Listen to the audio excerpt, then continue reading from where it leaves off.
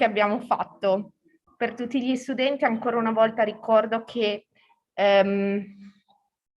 su Panopto si troveranno anche proprio tutte le giornate registrate che abbiamo fatto. Perfetto. Per tutti gli studenti ancora una volta ricordo che l'accensione di YouTube è andata a buon fine, siamo ora dal vivo anche lì. Chiunque volesse magari essere promosso a panelist, qualora volesse partecipare con il video e ancora non avesse avuto la possibilità, eccetera, eccetera, basta semplicemente scriverlo in chat e noi co-host e host dovremmo avere la funzionalità di potervi far accedere alla modalità, quella che vedete come se fosse un Zoom normale. Ok, Stefano?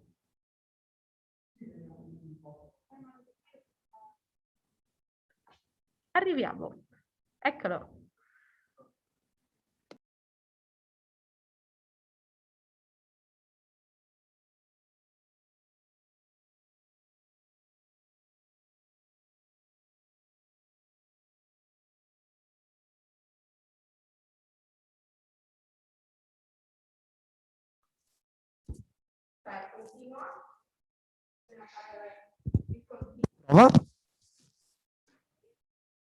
Ok, perfetto. Allora, buongiorno a tutti e buongiorno a tutte. Scusateci per questi 15 minuti di ritardo che, diciamo, con una regia così, come posso dire, in un luogo così bello era necessario fare queste prove e vorrei cominciare ringraziando chi ci dà la possibilità di essere in presenza e credo che questo sia un bellissimo punto di partenza per ricominciare anche la ricerca e dare il giusto spazio ai lavori accademici, e chi ci permette di farlo è Vecomp. Vecomp SPA, noi ora siamo ospitati nel loro bellissimo teatro in basso a Quar, quindi nel cuore di Verona, in quel teatro che si chiama Vecomp Academy. Quindi potete vedere, voi non lo potete vedere, ma siamo circondati da una platea di sedie purtroppo vuote.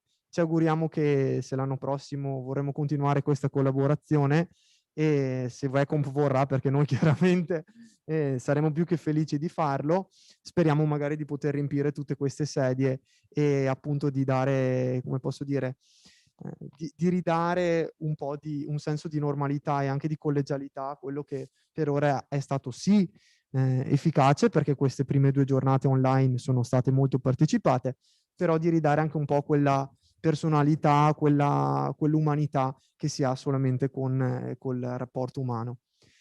Questa giornata, come dicevamo, è dedicata all'Agenda 2030. Entreremo nello specifico di alcuni dei Sustainable Development Goals, che chiameremo spesso, sentirete chiamare SDGs, e per farlo abbiamo pensato a una mattinata con studenti e studentesse di un'area più prettamente legata alle scienze biologiche, e molti sono colleghi di biotecnologie, e come keynote speaker abbiamo, dopo una lunga ricerca perché non era facile trovare il profilo giusto, abbiamo trovato il profilo non giusto ma perfetto, che è il professor Bettiga, che ora ride in camera, ma lui sa benissimo quanto siamo contenti di averlo presente, e non vi nascondo l'imbarazzo di non sapere bene come presentarlo, perché il professore fa talmente tante cose, è attivo in così tanti campi, che mi piacerebbe che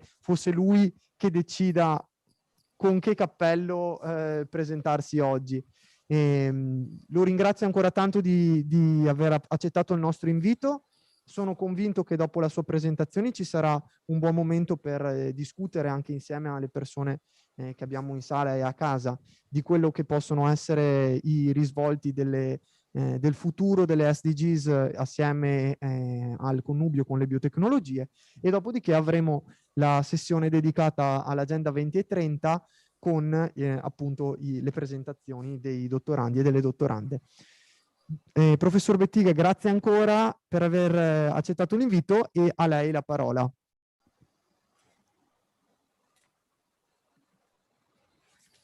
Grazie Stefano per l'introduzione e la presentazione. Fatemi un cenno per favore per confermarmi che sentite la mia voce e vedete il mio schermo. Ok. Fermiamo.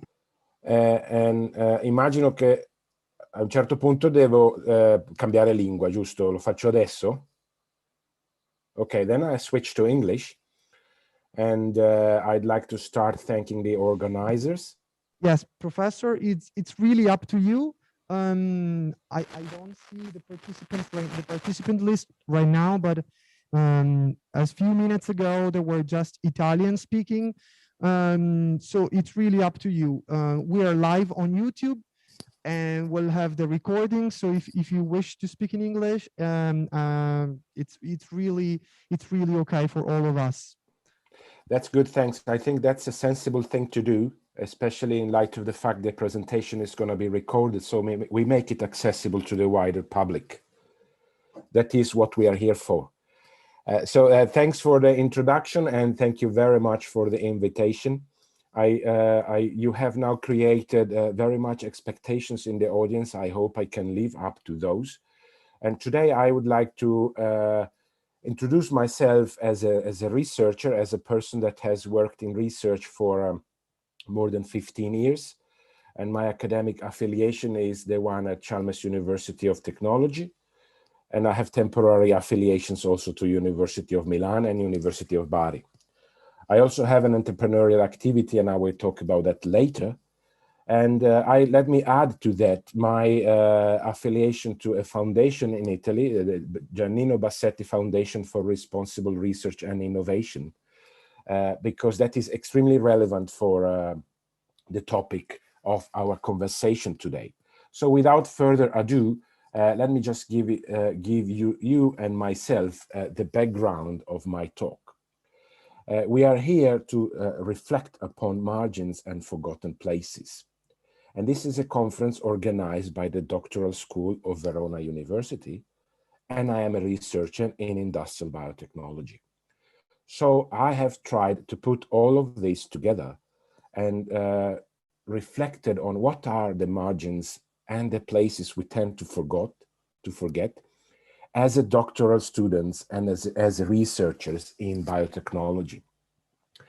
And these are very much those that are related to the title of my presentation, that is the impact of biotechnology beyond the technical advancement.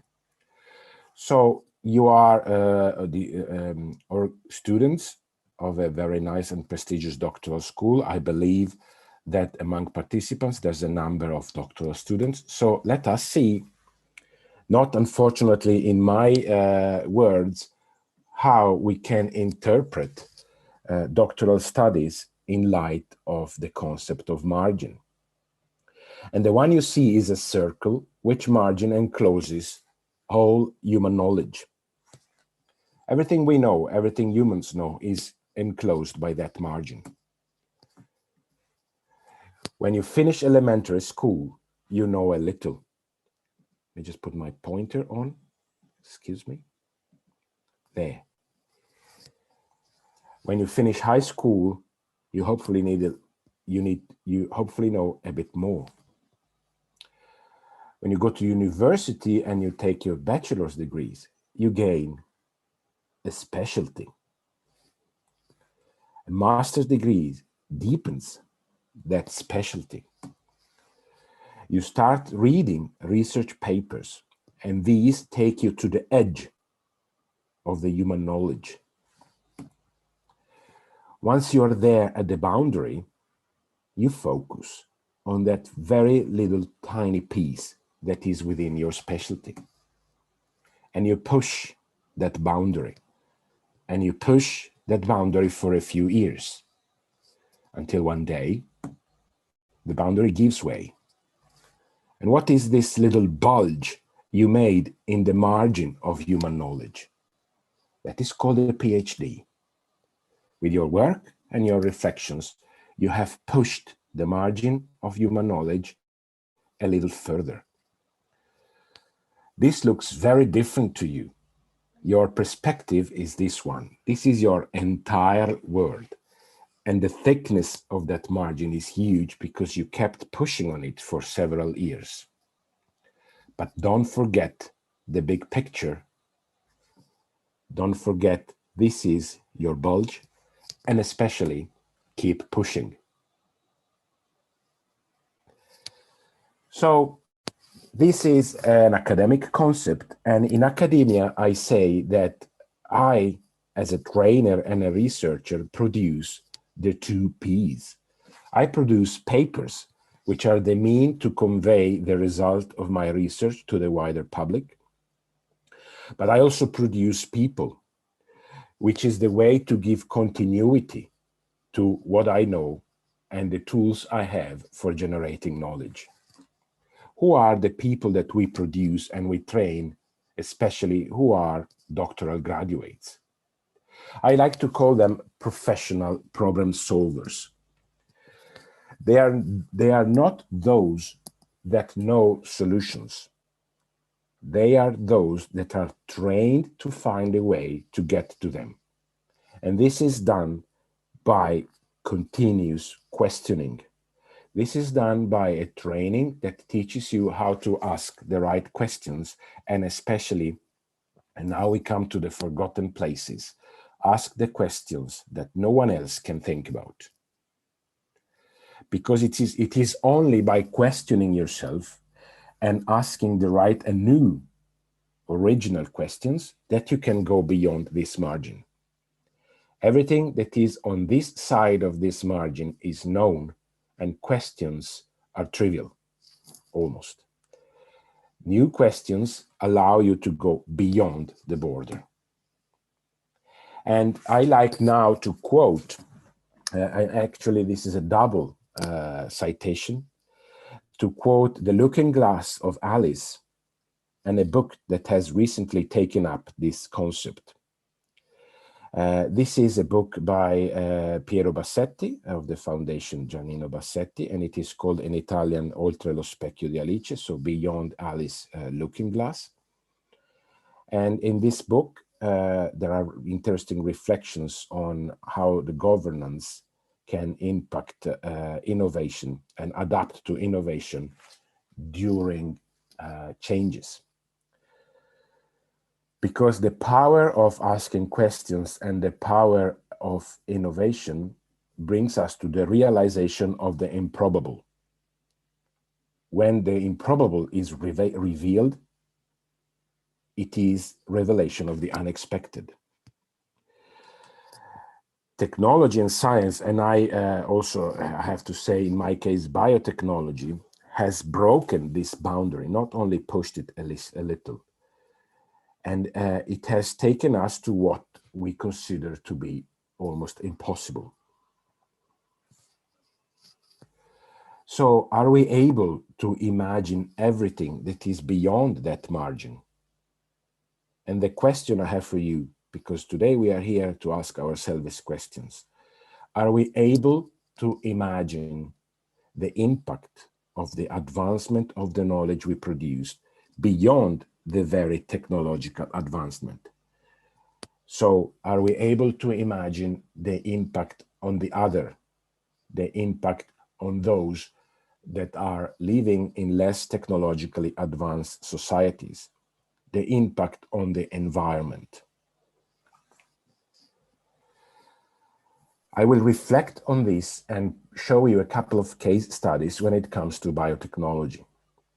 Biotechnology is inherently innovation.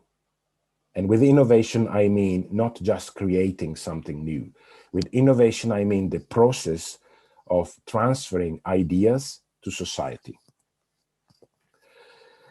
There is a definition, there are many definitions of biotechnology, and one is the use of living organisms or their parts for products and services. So we have life science that understands life and living organisms. Biotechnology is what takes this knowledge and transforms it in something that is useful for society. So biotechnology conveys the impact of life science discoveries to society. And here I have to quote a friend, because this sentence is really impactful in itself. Who is the biotechnologist? The biotechnologist is the one that transforms what is very interesting here in what is very useful for society. This makes biotechnology inherently impactful because it is made to convey an impact from knowledge to society. And biotechnology, for example, is likely to have a major impact on several SDGs, or Sustainable Development Goals, and I have made only a few examples here. So food supply, health, of course, everyone is talking about that these days. Clean water and sanitation, energy, and I've been working on that for several years, responsible production, and of course, climate action. These are all possibly positive impacts of biotechnological innovation. Biotechnology is inherently impactful, as I said, and this means that besides the goals on which it has an obvious impact, it can have a sort of second-hand impact, which is not necessarily positive. We will see examples, for example, of the impact of biotechnological innovations, which were considered to be very good for health, very good for the environment, very good for responsible production, but could have had a potentially negative impact on working condition and economical situation of certain societies. So the question here is what is good for one or more Sustainable Development Goal necessarily good for all the others? Not neutral, but possibly negative. So what I have reflected upon for my discussion of today is exactly this. We should get used to ask the right questions and think about the potential impact besides the technological advancement we are producing with biotechnological innovation. Biotechnology is a very important factor that contributes to the transition to the so-called bio-based economy. And here I will dwell a bit in what is actually my technological and scientific field. Industrial biotechnology is biotechnology applied, for example, to the conversion of biological resources to fuels, chemicals, energy carriers, cosmetics, and other compounds that are part of the human production cycle. What is bio-based economy? So with bio-based economy, I do not intend only cash flows. It's the whole industrial production system, which integrates the natural carbon cycle and other cycles in human activities. So instead of using resources that are taken in a linear way from underground, for example, fossil hydrocarbons, and integrate them in human activities and discard them, for example, in the atmosphere after their use, we integrate human cycles in those that have a timeline relevant for us, which is photosynthesis, which is fixating atmospheric carbon and creating carbon chains, which are the polymers that constitute biomass, and use those instead of fossil material as a feedstock for example, for the chemical industry. This is another way of talking circular economy, because the cycle is closed not only by our reuse and recycle activities, like in the right part of the drawing, but the cycle is also closed by extant natural phenomena, such as, for example, photosynthesis. This is what we do very much research-wise in my academic institution in Sweden. Chalmers University of Technology is Technical University of Gothenburg, and I belong to the division of industrial biotechnology. And we can summarize our work in what is our vision. So produce key results, be the key players in the realization of the bio-based economy when renewable raw materials are used for sustainable production of chemicals, materials, and fuels needed in our society. So this is very nice and very good if you see it like that. And this is my own vision too. I do believe in that. But we will see some examples that tell us, be careful when you are doing impactful research, because there can be unforeseen impacts. This is more or less what I do also with my industrial consultancy activity. My company is called Evicrets Bio-Based Processes Consultants. And as you can see, and as you can guess from the symbol, I support companies in the transition to the so-called circular economy. Evicrets is a name that comes from two Swedish words, evighet, which means eternity, and krets, which means cycle. And I do that because I think I have a mission, which is the one of promoting sustainability. And sustainability is based on three pillars. And there's plenty of research ideas and research results that are very firmly grounded on two of these pillars: environmental sustainability and social even sustainability. These innovations have potential of benefiting the environment and even society. However, they are doomed to stay in the academic ivory tower if good ideas are not added to the research results to give these new technologies and processes also economical sustainability. Once you satisfy these three criteria, industry and the society can take them up, and they can have the full range of their impact also on environment and society. So here I'll show you an example which is very much related to what I just said I do in terms of research and consultancy. And it is a potential trade-off between the impact of biotechnology innovation, and in particular industrial biotechnology innovation, on sustainable and responsible production versus decent work and economic growth. So the mantra of industrial biotechnology and bio-based economy is sustainable production of chemicals and other materials needed by society in a sustainable way, using possibly waste material, so non-food biomass, for the production via biological conversion or other kinds of conversion. This is traditionally opposed to what is done in part today, which is sourcing these chemicals and materials from virgin raw materials, such as special crops. In other cases, industrial biotechnology is able to convert plant biomass to new chemicals that cannot be extracted from existing plants.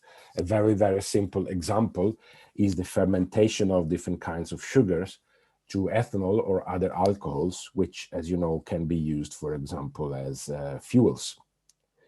But there's also a number of other compounds that are the product of fungal metabolism and we consume every day, such as citric acid, for example. The production of these compounds is extremely well established in the industrial pipeline. Today, there is a huge effort in research and innovation to introduce to chemical industry a palette, a collection of chemicals that are produced by bioconversion of plant material, possibly, but not necessarily waste material. So again, this is in line with the very nice concept of natural resources introduced in a circular and bio-based economy. However, this could be a benefit only for wealthy and innovative and technologically advanced societies. If you only look at the left side of my slide here, you say, oh, this is very nice. We do not extract our chemicals from plants anymore. We produce them in our highly technological factories so that our highly technological chemical industry can produce our consumer goods with renewable chemicals. And we are having a completely circular and bio-based approach. And this is an idea, for example, myself and some colleagues had regarding certain ingredients for cosmetics. But very soon we realized that these ingredients are the only source of income for a very, very fragile category. And here I have just one example, but in general, specialty chemicals are extracted from tropical and subtropical plants very often. And very often, either the cultivation or the harvest of these plants is the only source of income for very large populations. So the example I have here is a very interesting example where the collection of these fruits, the argan nut, is a source of income for women in southwest Morocco. And not only, this is an economy that has given rise to a very virtuous system based on cooperative work. So the day we produce a replacement for this compound in our high-tech factories, we can say we can provide our cosmetic industry with a renewable, locally produced from waste material, but we are effectively competing with these ladies here. And we may even drive them out of the market. So now this is more or less speculative because I'm not aware of particular research going on this specific compound, but it was an example I wanted to bring up with you because it was very specific but also relevant. And here I have instead an example that has become history of industrial biotechnology and pharmaceutical production. And it is an example of a compound that had potentially an immense, could have potentially an immense impact on a disease that is plaguing very, very, very large populations. And of course, I'm talking about malaria. There is no need to tell you how serious still, as I speak, the malaria situation is in tropical and certain subtropical regions. There's nearly 200 million cases and in excess of 500,000 deaths per year. And the majority of deaths, unfortunately, is affecting the more fragile populations, and within these populations, the more fragile individuals, specifically children.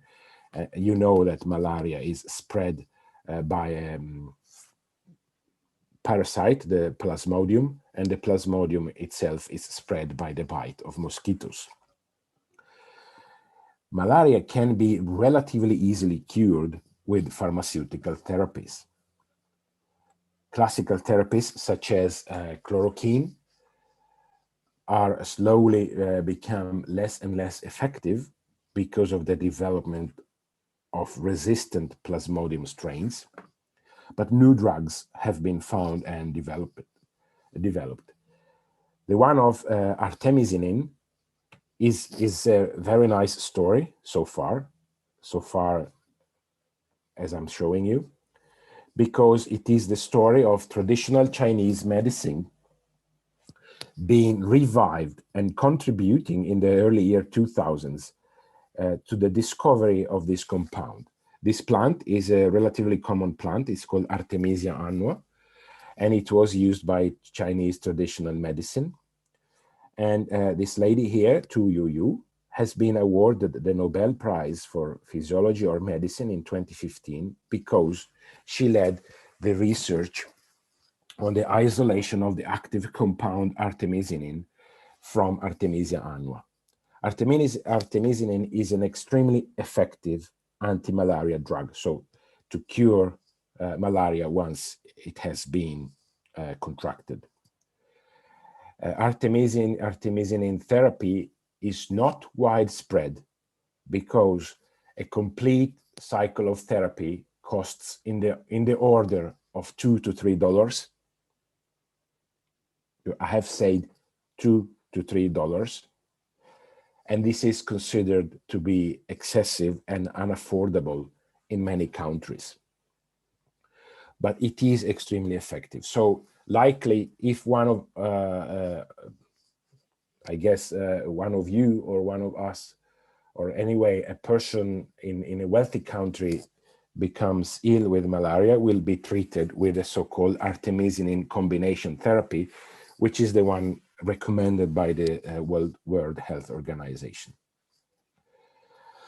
However, the sudden and relatively fast discovery of artemisinin as an effective drug against malaria immediately started the rush for the raw material. And in the early year 2000s, there were articles like this. So, source of new hope against malaria is in short supply. New drugs based on an old Chinese cure could save countless lives in Africa if health agencies and companies can find ways to make enough.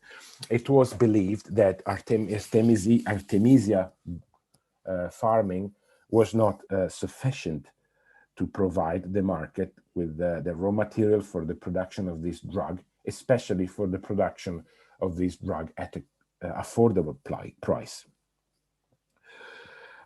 Because of this, and because of around $50 million given by the Bill and Melinda Gates Foundation, a research group in the United States started a biotech research project, a biotechnology project in synthetic biology, that is engineering a microorganism, so perform genetic engineering on a microorganism to make it able to produce sufficient amounts of this compound, independently from season, independently from crops, independently from farmers in faraway regions.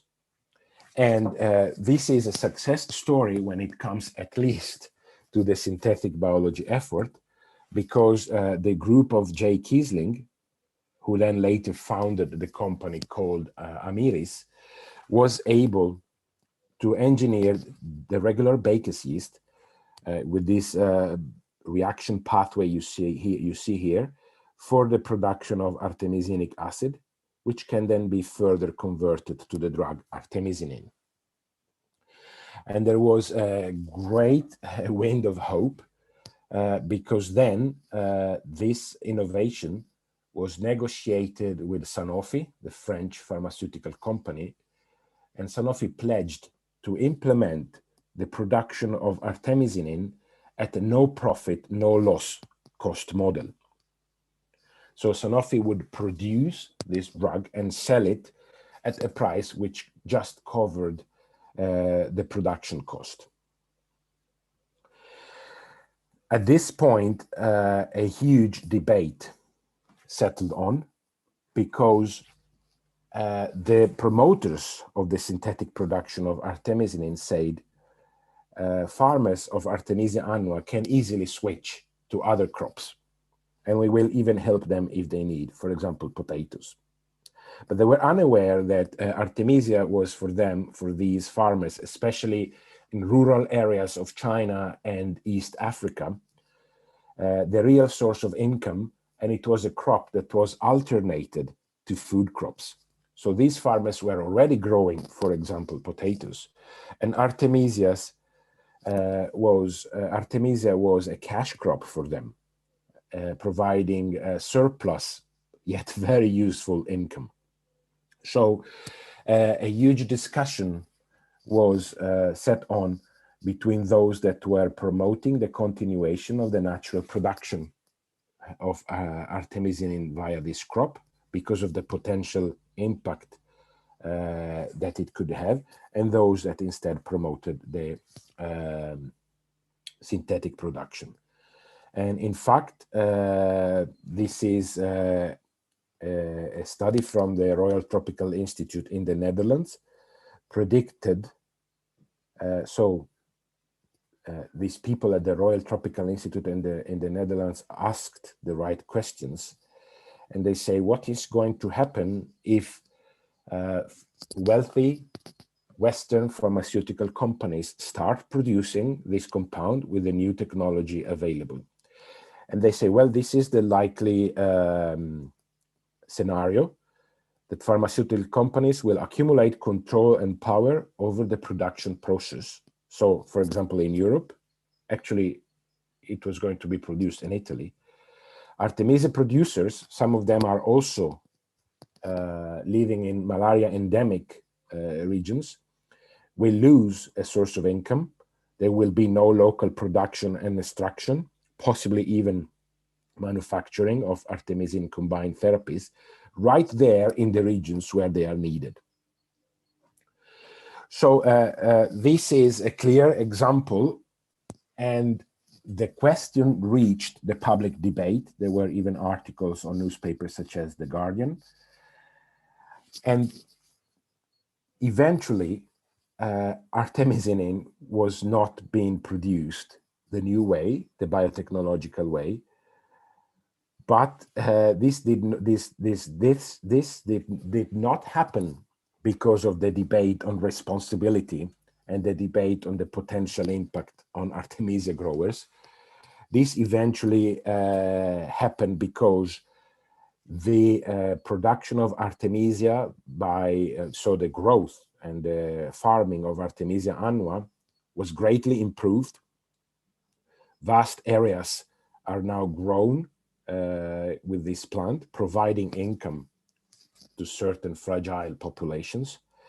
And the synthetic production never reached the competitiveness on price that in the meantime was reached by the traditional production.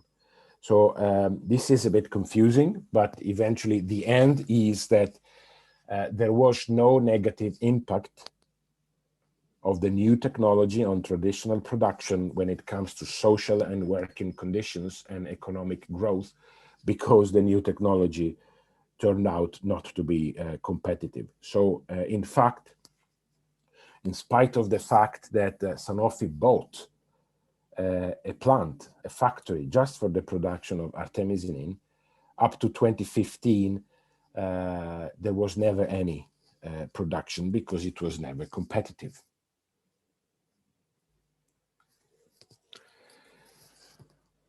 So I will switch now from a self-regulating market and researchers asking themselves, hopefully the right questions, to another level of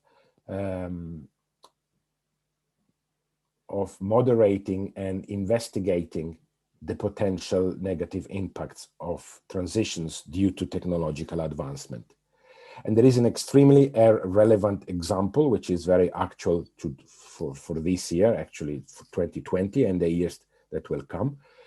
And it's the so-called European Green Deal, which is a huge mobilization of resources by the European Commission to promote the transition to a climate neutral Europe, protection of natural habitat, planet, and economy.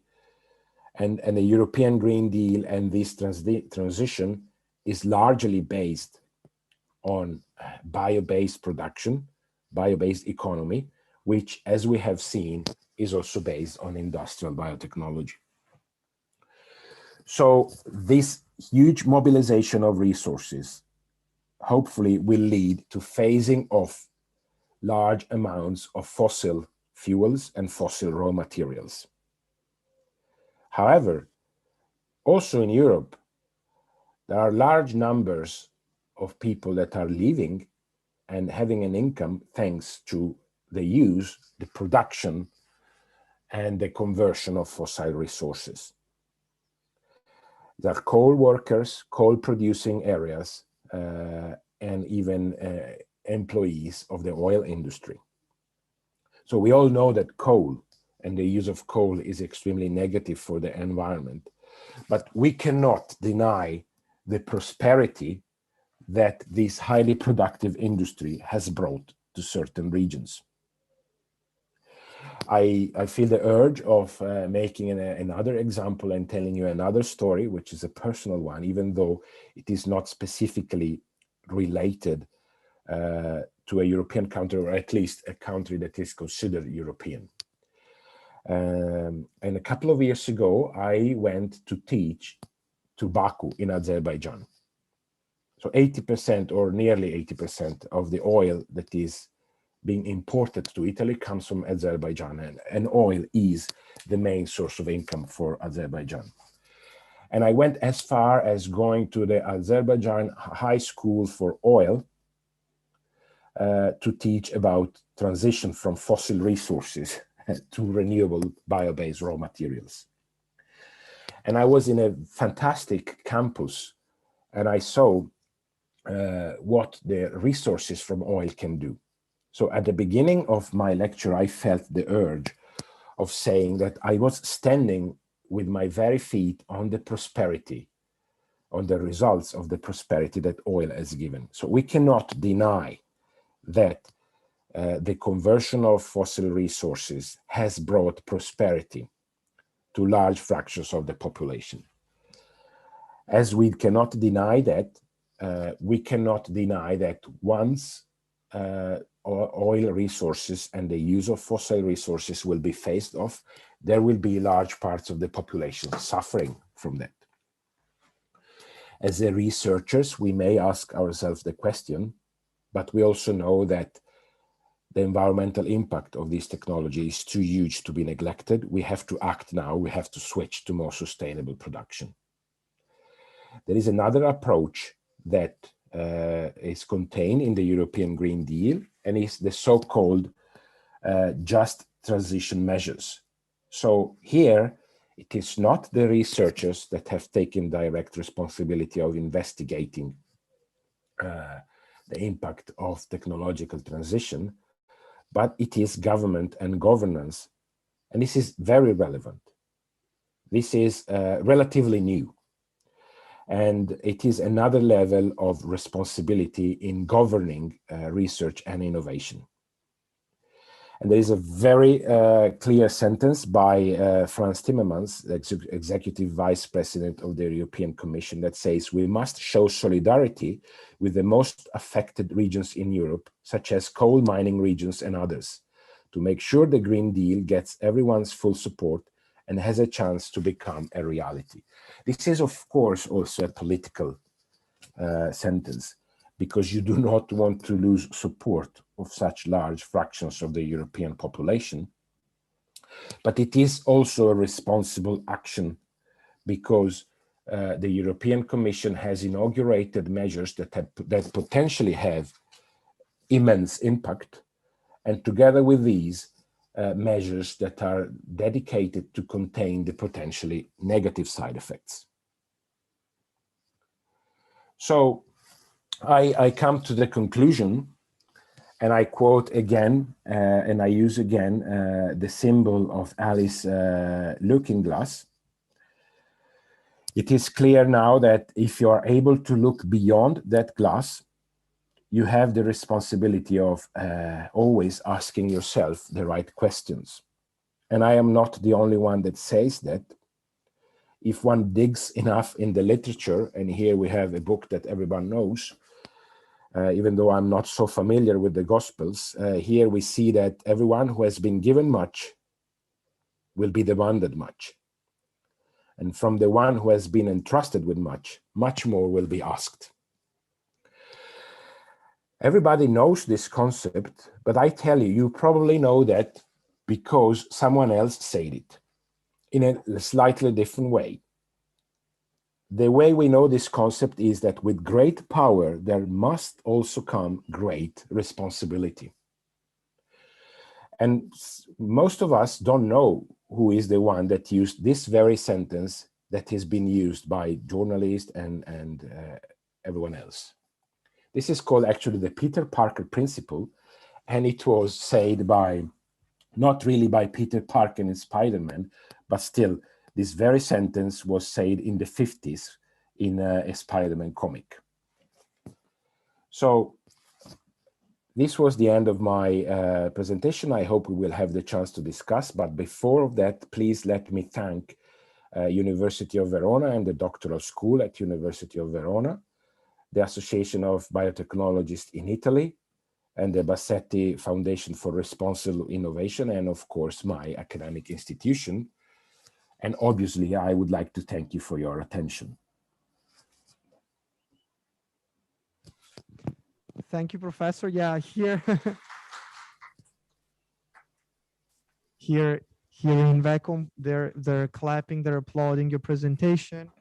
Was very, very nice and interesting to see how biotechnology is, which is such a complex field, actually holds in its hands such great responsibilities, which most of the times I think we as young scientists don't even think about. So that was very, very interesting.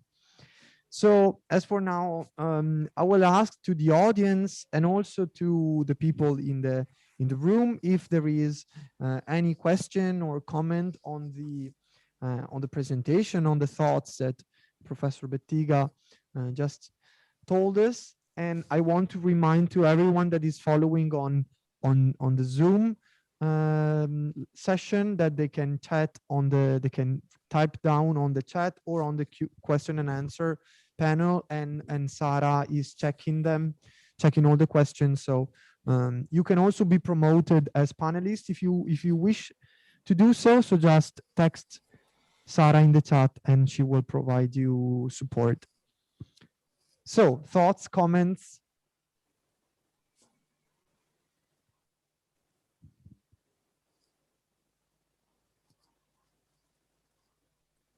Because I know that a lot of you will are dealing with something that holds great potential to become a cutting edge technologies or new ideas that will definitely have an impact on also people's lives.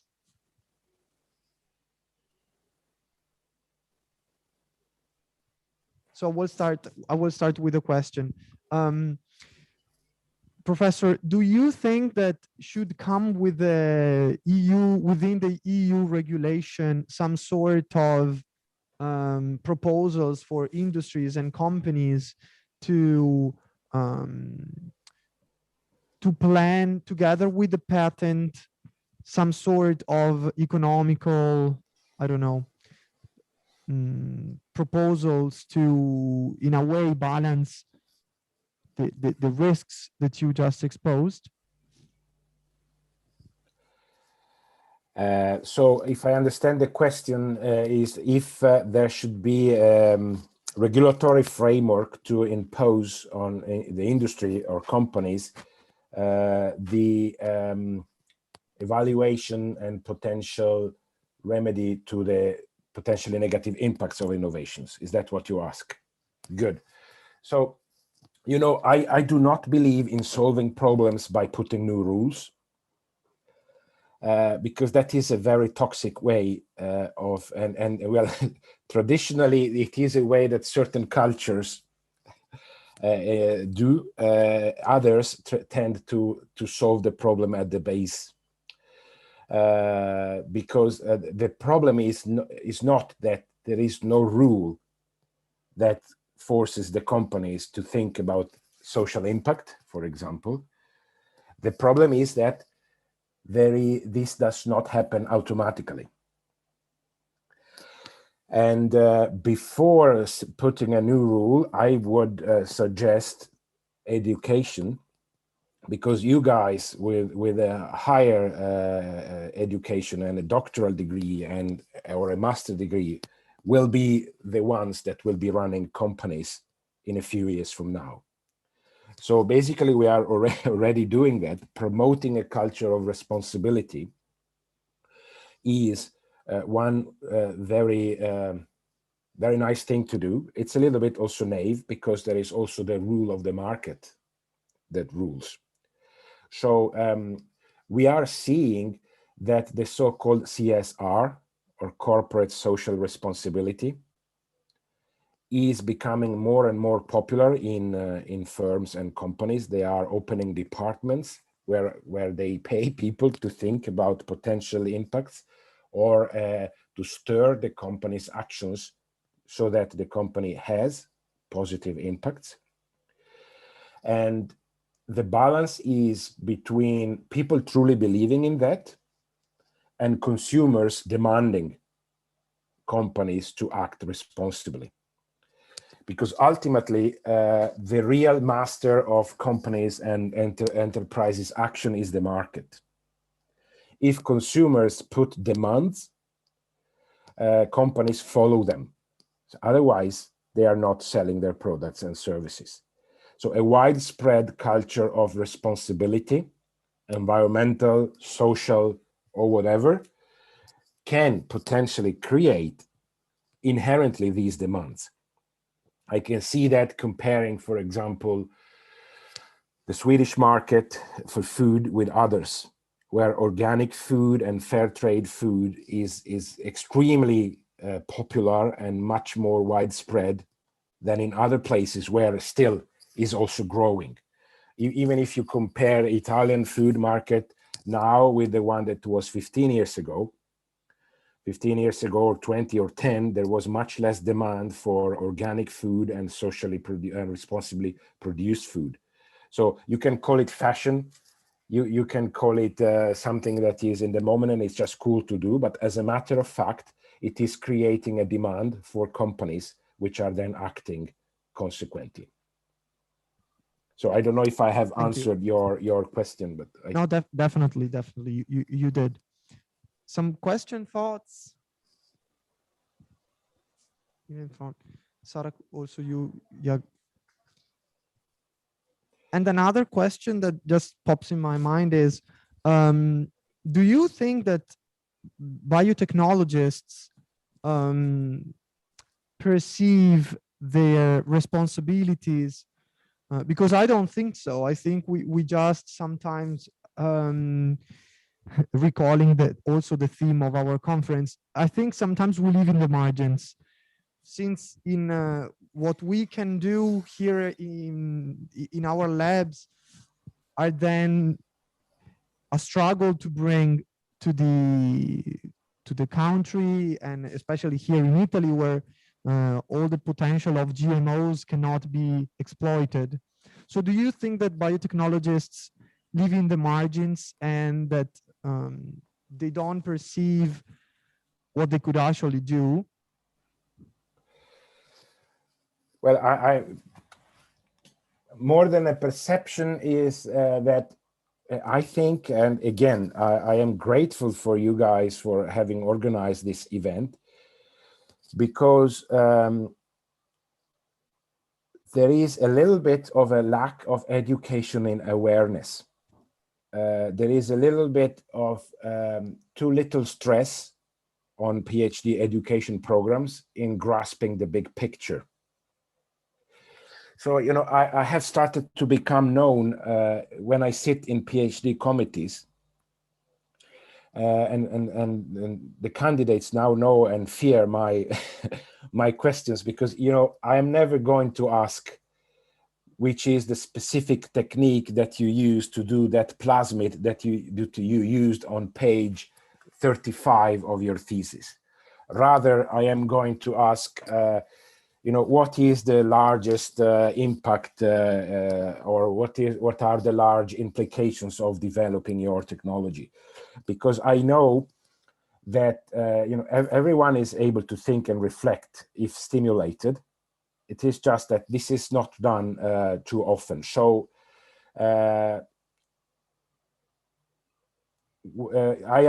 answering your question, if I remember it exactly in its exact terms, is yes, there is not very much realization of the big picture. And if I have to come with a constructive criticism, I would say there is much that can be done. because PhD programs, for example, doctoral programs, are after all training programs. So in this training, thinking big can be included as a routine.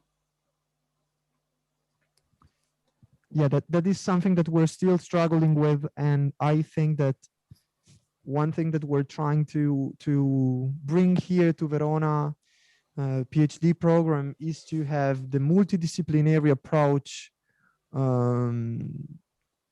let's say, developed and in some way also improved, because for biotechnologists, we're definitely lacking of the knowledge of the economical systems that actually regulate what we study, because a lot of times we don't know in which regulatory framework or economic framework we're working in.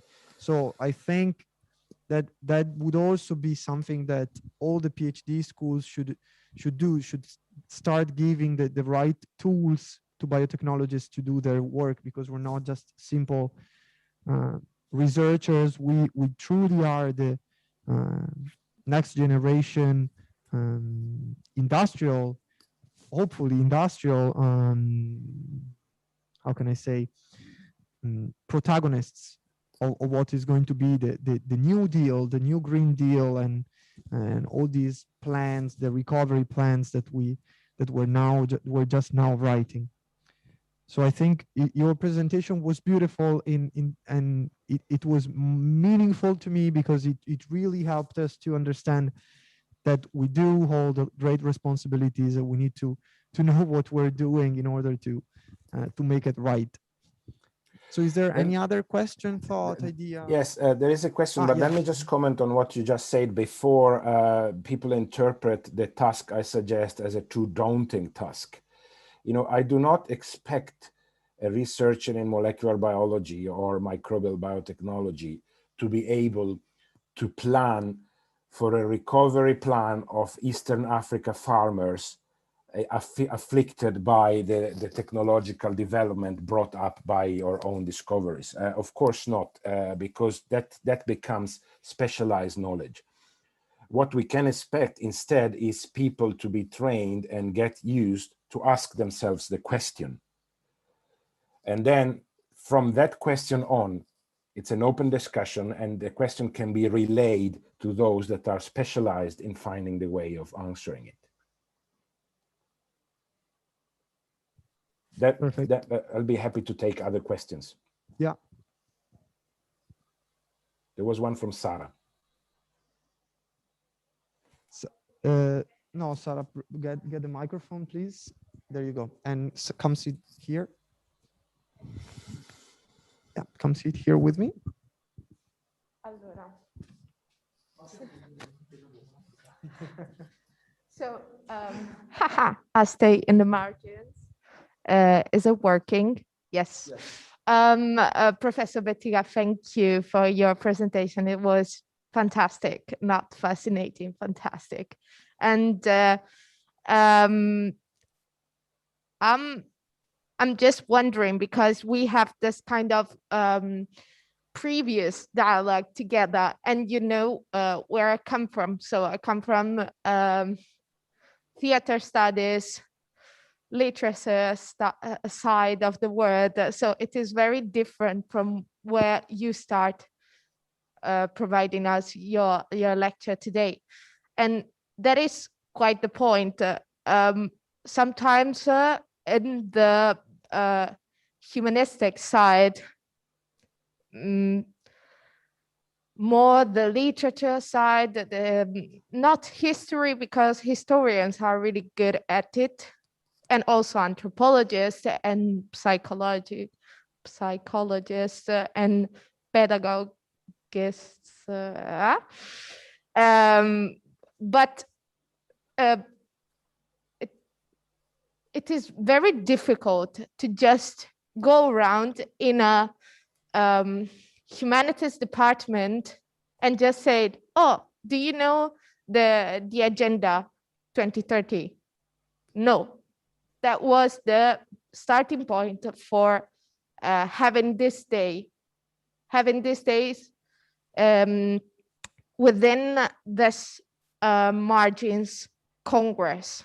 And I really struggled a lot to and insist in the importance to be all part of this challenge, and then to this new mission that we all have to have in mind, clear in mind.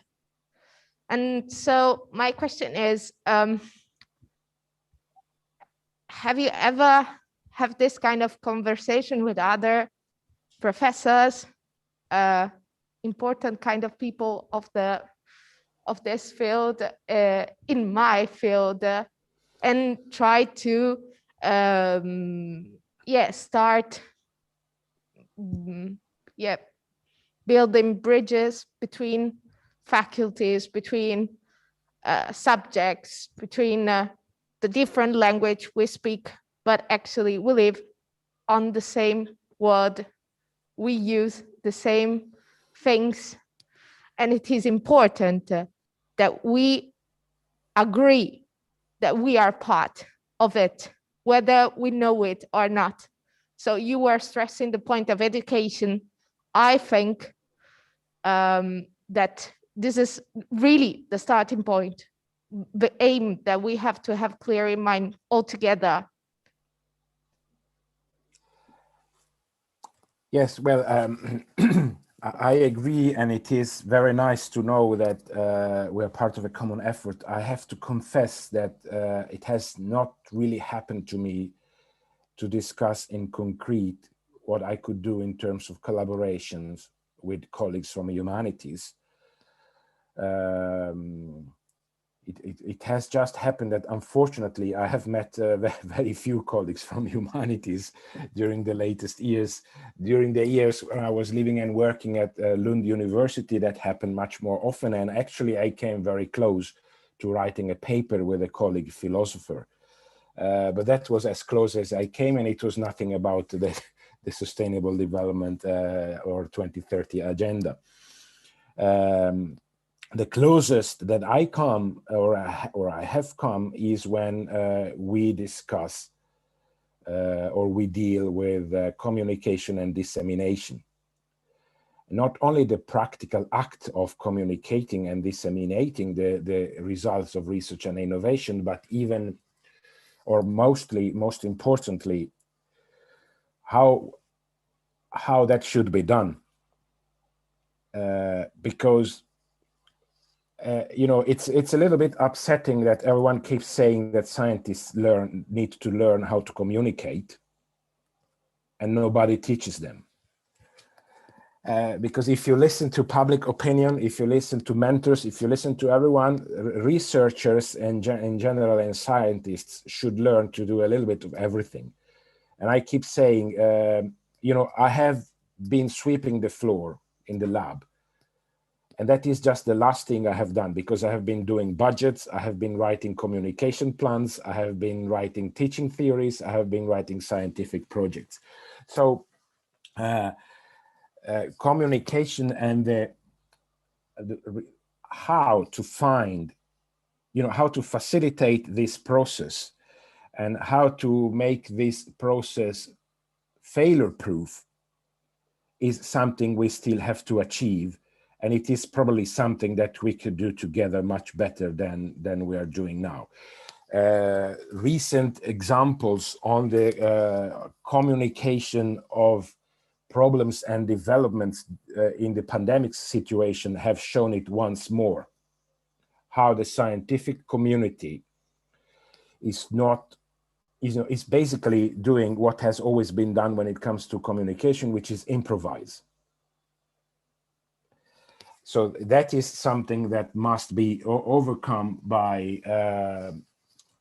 defining a clear theoretical foundation and rules with the help of those that do it as a profession. This is as much as I can say. I don't know if I have added anything to what you said, but this is what, for example, I feel could be something important. yeah, I definitely agree with you. And I think that on the other side, we have to just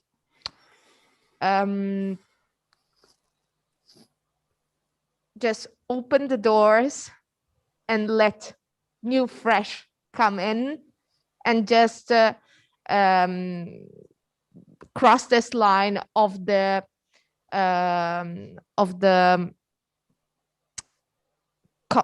comfort zone. We are still in our comfort zones, and I think, and what we saw during this Margins Congress is actually this point. It is important to have a place where dialogue leaves space to others to provide their notions, what they have to say, what they want to say, and then just start trying to find contacts between each other. So it is important. Yeah. Yeah, I agree I definitely agree with Sara and what has been said so far. Well, Professor, I will thank you again, and you're most welcome to stay for as long as you want. We now have the presentations of some of the PhD candidates that submitted their abstracts. So thank you again, Professor.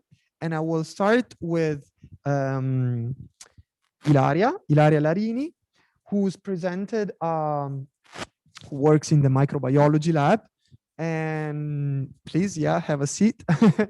And she presented an abstract that's called How Foodborne Bacteria Can Harm or Preserve Human Health, the Case of Antibiotic Resistance and Bacteriocin Production. And it's definitely going to be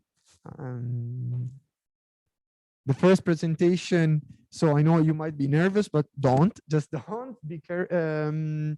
I've used the mask, so you can take off your mask, don't worry, and we'll sanitize each time we use the microphone without the mask.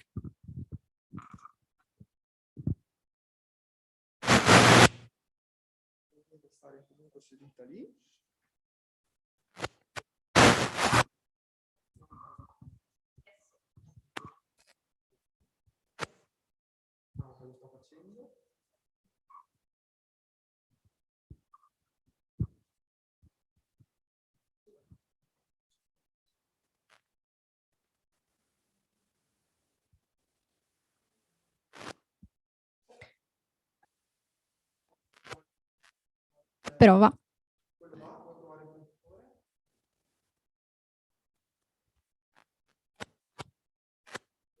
Questo è di là.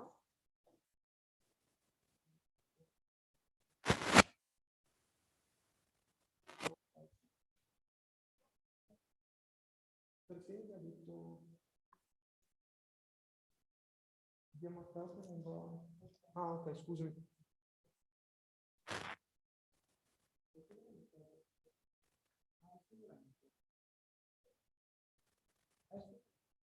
Okay.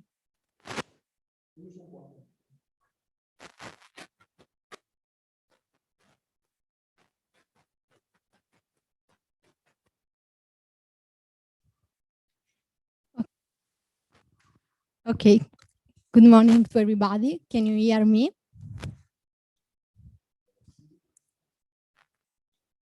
Okay. Thank you, Stefano, for the presentation. Today, I'm speaking about of how foodborne bacteria can harm or preserve human health, reporting the case of antibiotic resistance and bacteriocin production.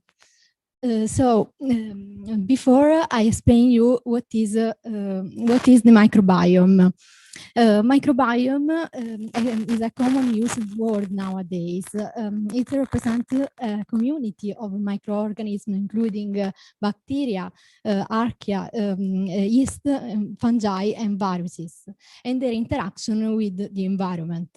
Microorganisms are everywhere in soil, in water, and in animal bodies.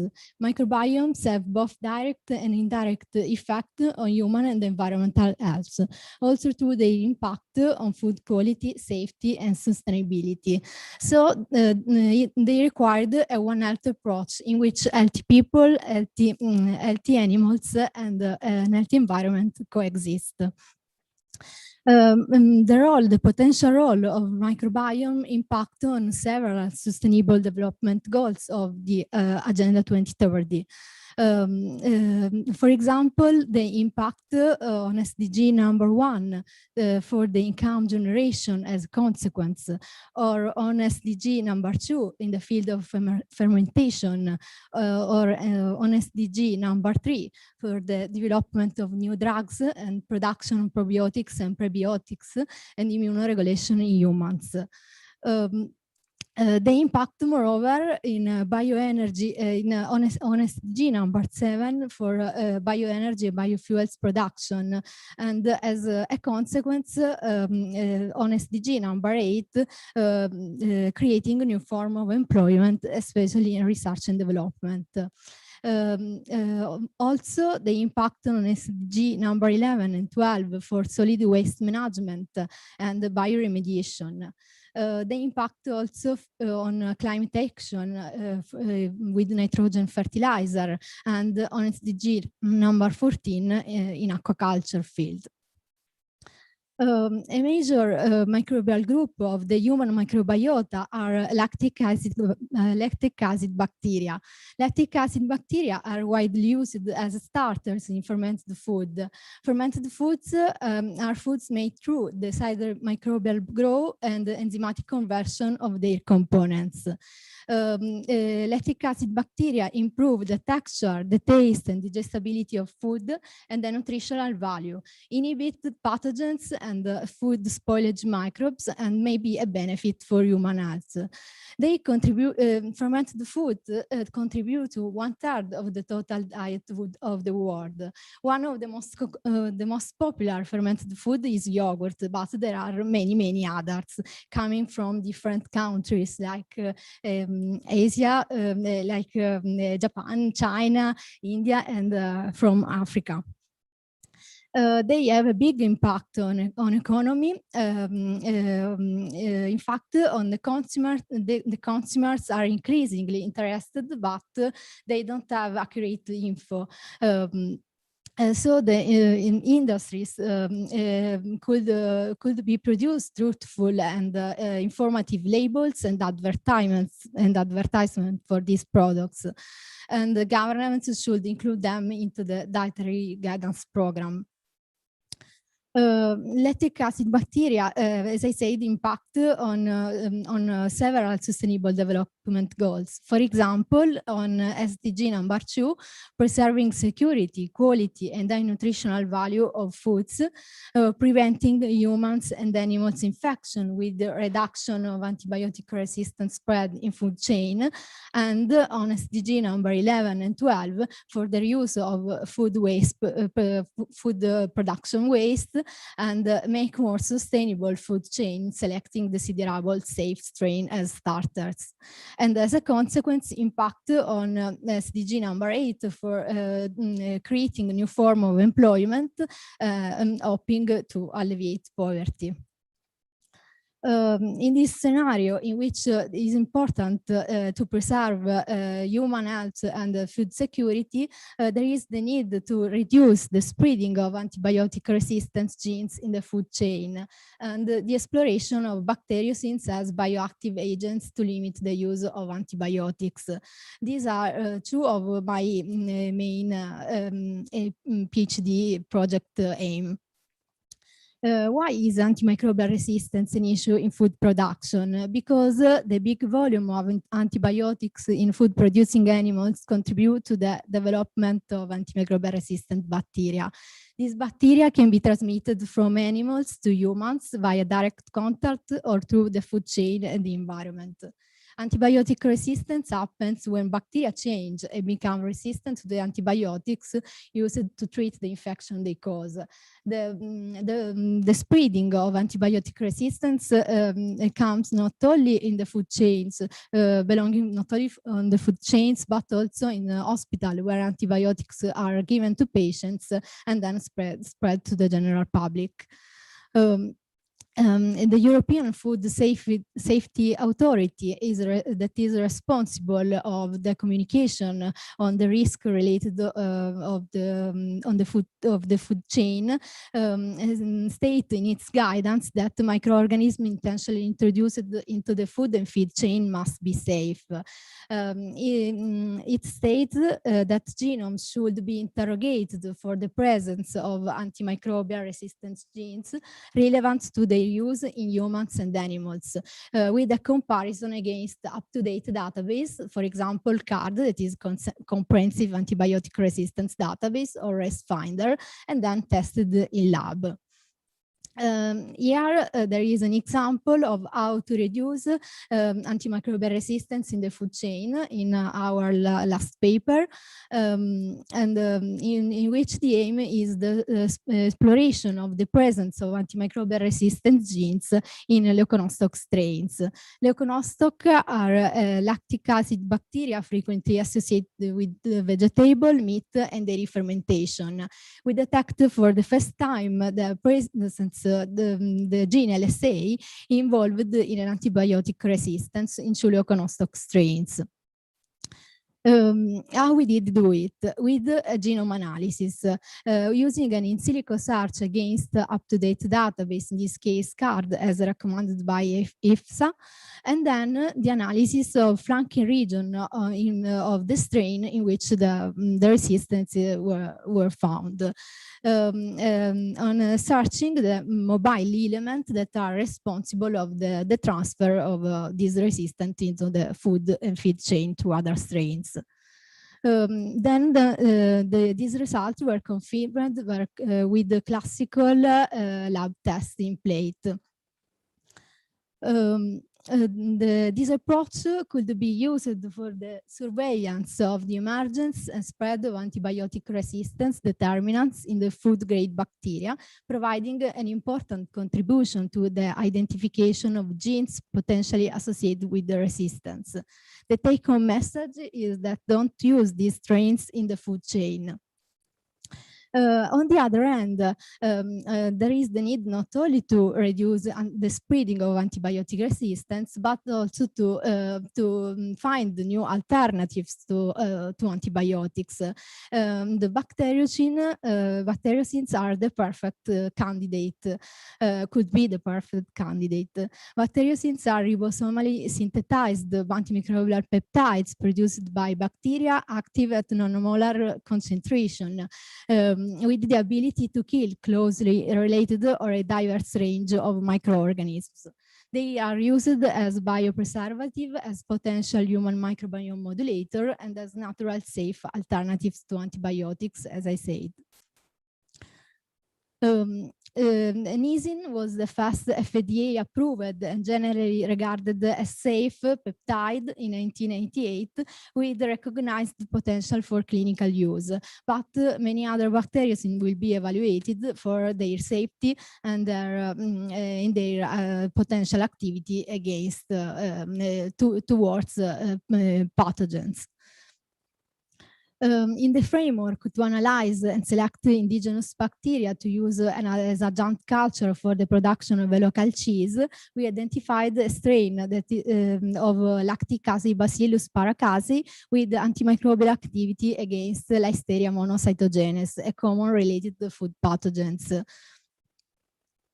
How it was identified with genome sequencing and then genome analysis using an in silico search against up-to-date database, in this case Bagel4, that is specific for bacteriocin, and we found this bacteriocin with that exhibit an activity against some lactobacilli and several Listeria species.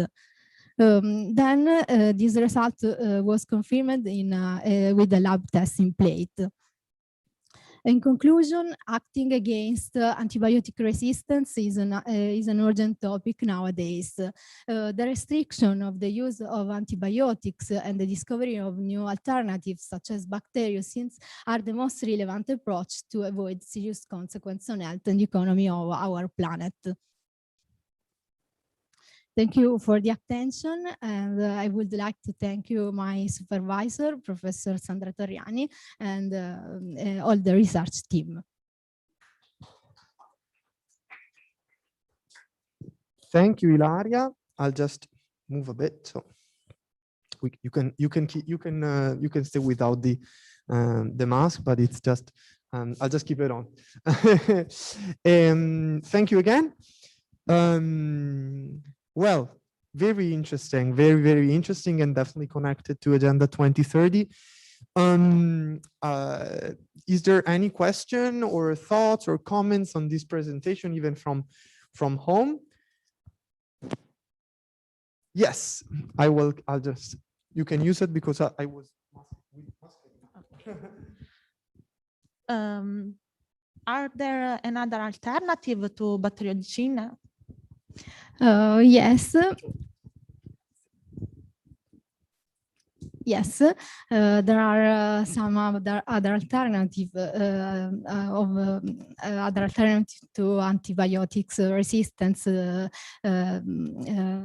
antibiotic resistance. For example, nowadays will be evaluated the phage therapy or the lysine produced by phage for antibiotic resistance issue. Thank you for the question. Thank you. Some other questions or thoughts?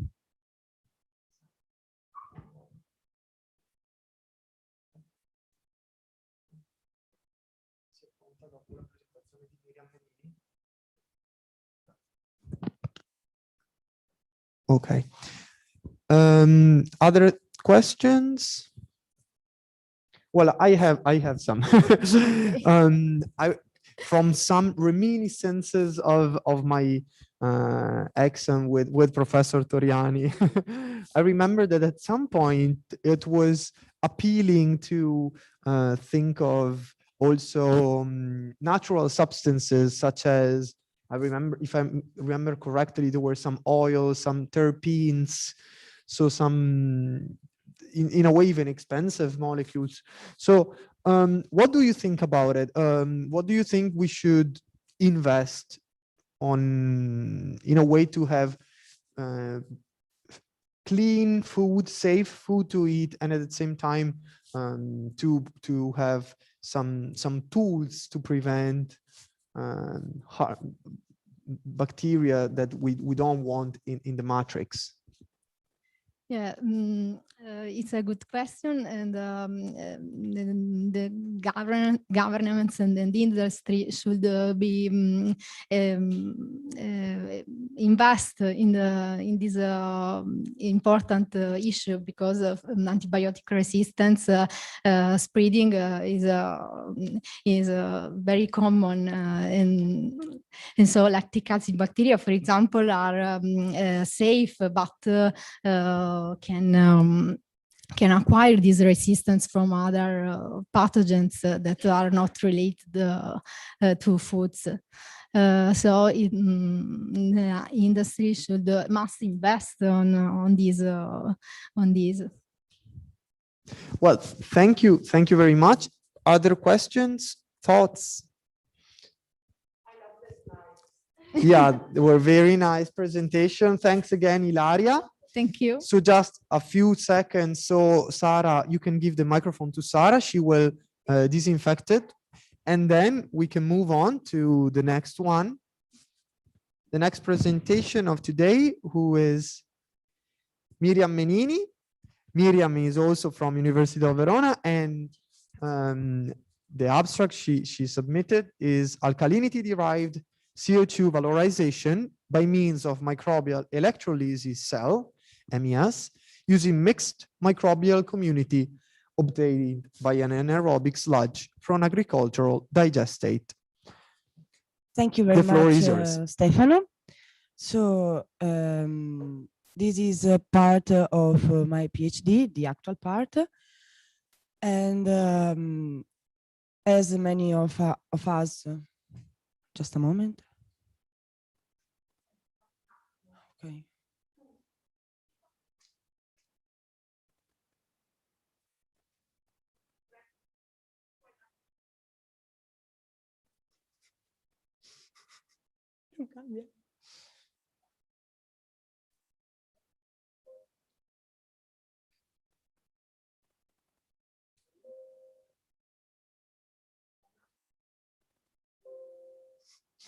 Non so cosa stia succedendo.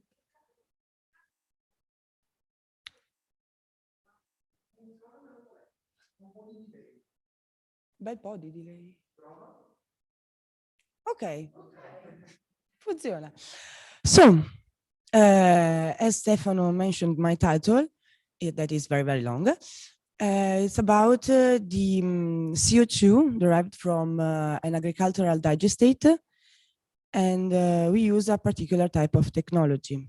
All is about also the sustainable development goals, as most of us knows. These goals were made by the United Nations in 2015, and are about both society and also the environment, and how we can prevent some change in our lives. So my PhD project is focused on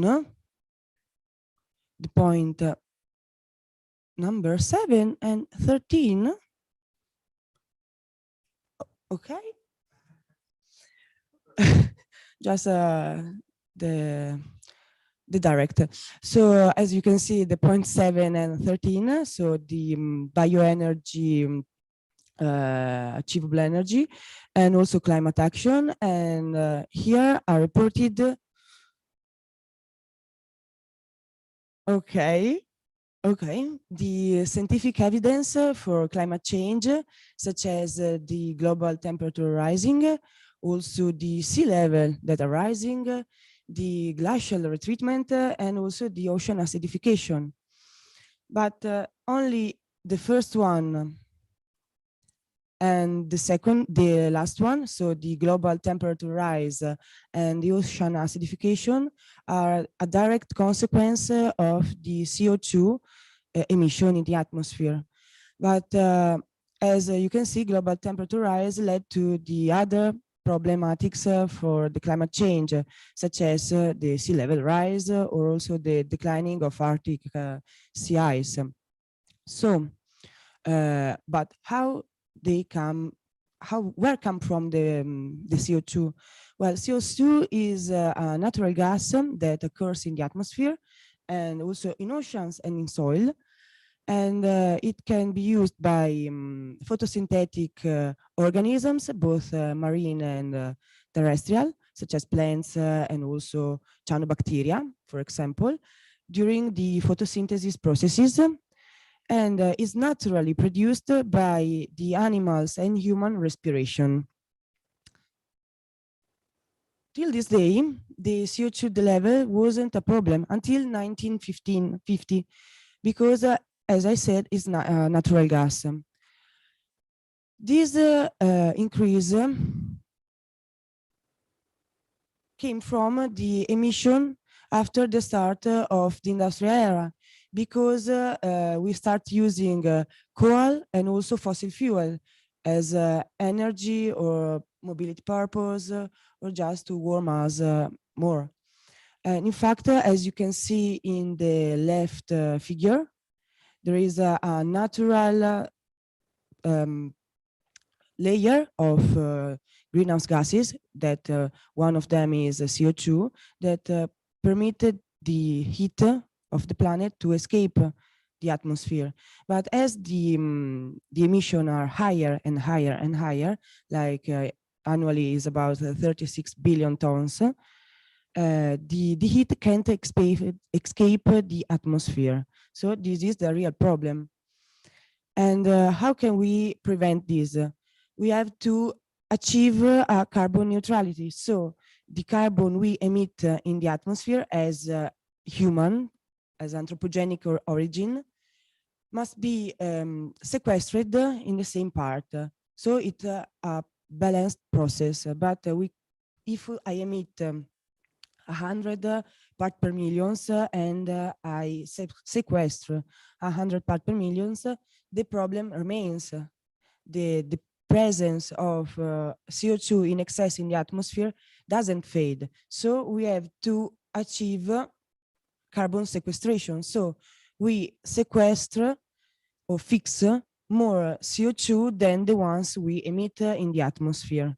Obviously, the anthropogenic part of the CO2, not all. A possible type of environmental engineering technology is a bioelectric chemical system that are system capable of converting the chemical energy of organic waste or also gases into electricity or high products, depending on what the products and the substrate are. Particularly in our case, microbial electrosynthesis cell could be an optimum process because applying the characteristics are reported in the slide, and we need to apply a voltage. We can obtain different type of product of interest.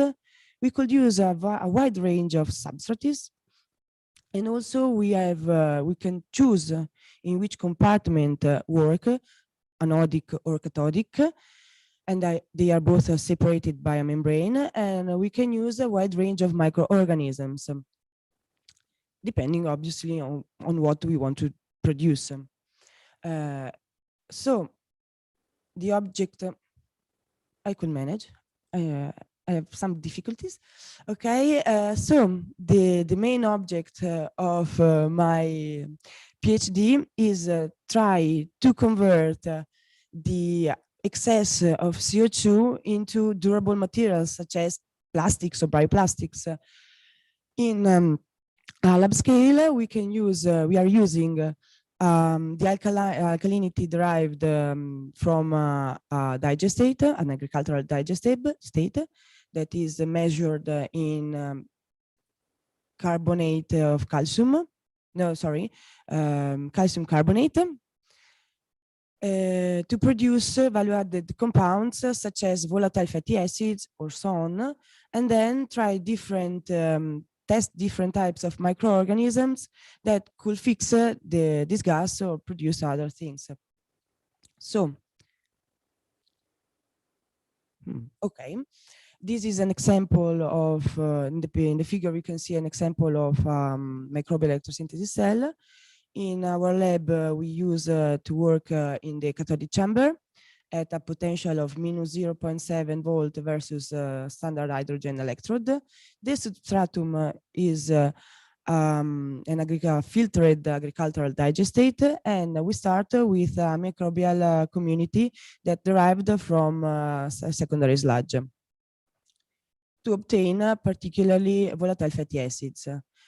As I say before, there are some value-added compounds such as the famous volatile fatty acids that are the building blocks for chemicals, polyhydroxyalkanoates that are also the building blocks for bioplastics.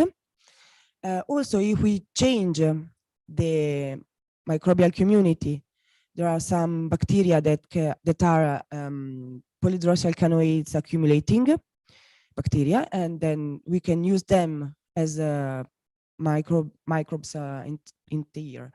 as a feed for animals, and also we can extract from them by the building blocks for plastics. Also, as a secondary product, we can use, we can have hydrogen, and we can store it as energy compound. So, as a future perspective, we want to try to test the same condition on pure culture, in this case, Rhodocbater spheroides. Also, try to understand and study how the bacteria use the CO2 present in the alkalinity, and also study the possibility to combine the biogas production in anaerobic digestion with the CO2 sequestration, or also as microbial fuel cells can do the production of CH4, so methane. Combine the two possibilities, the two technologies to produce value-added compounds and also the CO2 sequestration. Okay, thank you.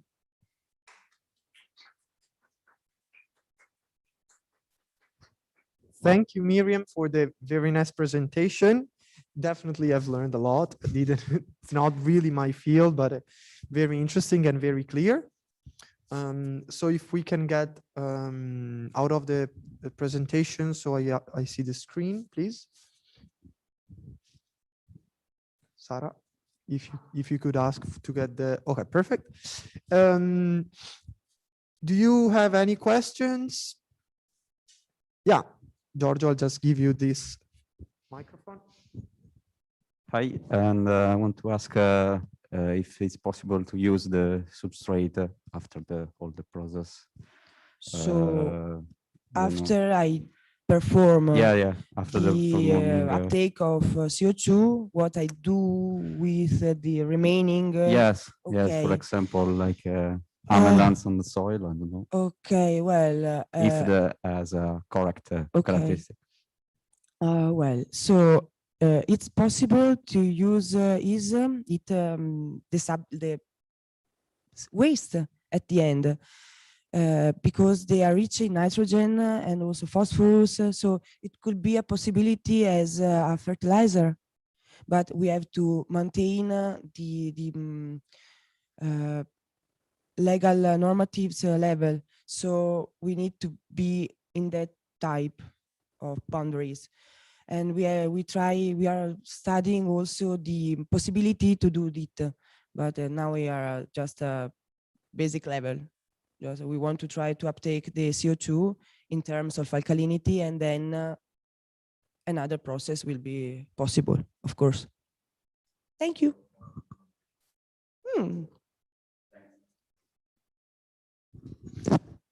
And I want to ask you, so you said you're using a consortium of microbia, you're not using a single strain, but I'm curious, were you able to, let's say, list them? Do you have a clue, a hint of what's in it?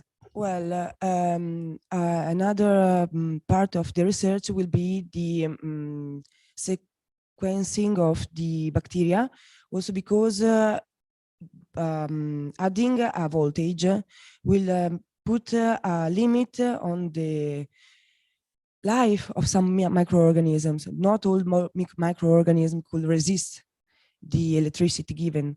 So maybe we can provide, we can try to identify which are the microorganisms at the beginning and at the end of the test. Also because it's interesting how bacteria survives. So maybe at a metabolic level also, not only just label them as Clostridia, Lactobacillum, and so on. But I think maybe most of them will be, as Ilaria said before, Lactobacillus, because the digestate came from cows. So the base is that, also Clostridia maybe. Okay, interesting. And so maybe at the end of these preliminary results, you will also be able in at some point to check if the most efficient bacteria there will probably be the most efficient bacteria in fixing the CO2 and maybe the most resistant bacteria to the voltage. So maybe you can get some gene editing and maybe adding some genes from the one that would be very efficient, but then they die. Yeah. And then pass it to the We bacteria. will try it. It could be a very interesting aspect to study. Okay. Some other thoughts?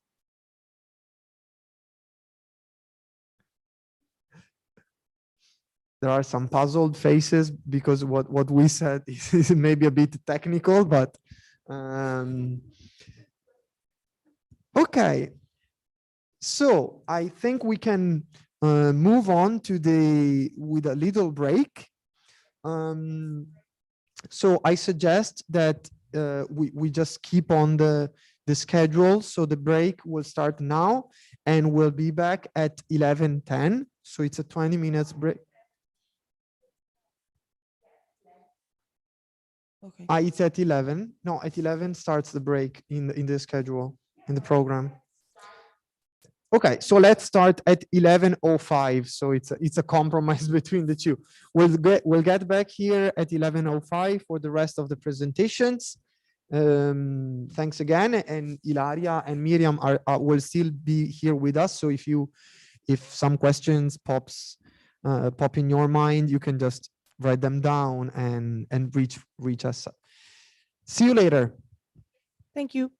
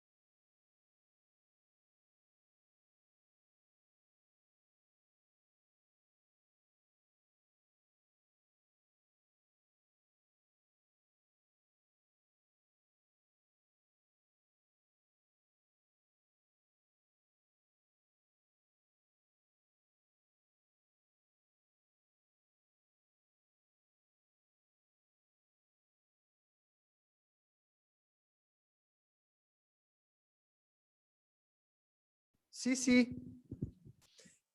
Eccoci, siamo ritornati.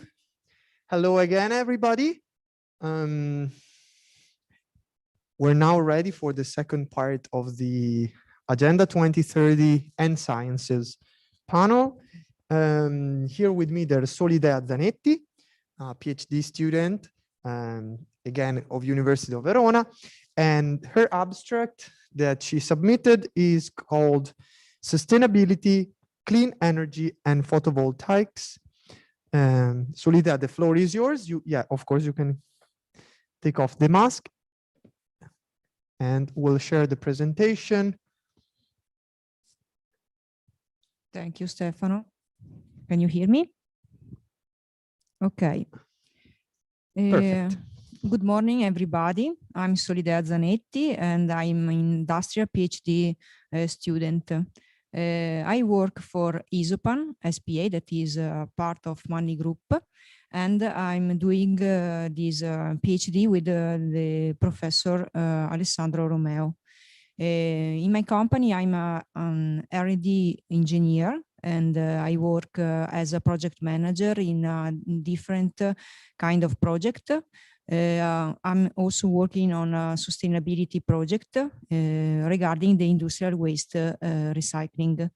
I'm a chemist, and I have a base of polymer theoretical way to do the chemistry study. I'm particularly involved in the sustainability topic. So today I will talk about sustainability, clean energy, and photovoltaics. The 2030 agenda that we already talked about was adopted on 2015 by all UN members. Is an important milestone for sustainable development and is the universal frame for reference the national and international efforts. We have so to join and solve the major global challenges such as poverty, climate change, environmental degradation, and health crisis. At the heart of this agenda, that is an important thing to do, there are the 70s development targets that have 5 guiding principles that are the 5 Ps. So people, planet, prosperity, peace, and partnership. The aim of this agenda and these targets are to ensure the human well-being, economic development, and environmental protection. We need to address so certain aspects such as peace, the rule of law, and governance. These 17 Sustainable Development Goals, the SDGs, are a balance between economic, social, and ecological dimensions. We can see these 17s, and in those we can find some important topics, the sustainability and the clean energy. So what is sustainability? Sustainability have a definition. The first time that we saw this term, this word, is in the 90s. From the World Commission of Environment and Development. We have a definition of this word, and this definition is meeting our own needs without compromising the ability of future generations to meet their own needs. During these years, the sustainability word increase its value and start to be a great word. So we can say that is an holistic approach. It's not just environmentalism, but inside this term and this word, we can find other word. We can embed it inside this social equity and economic development. Where this term come from?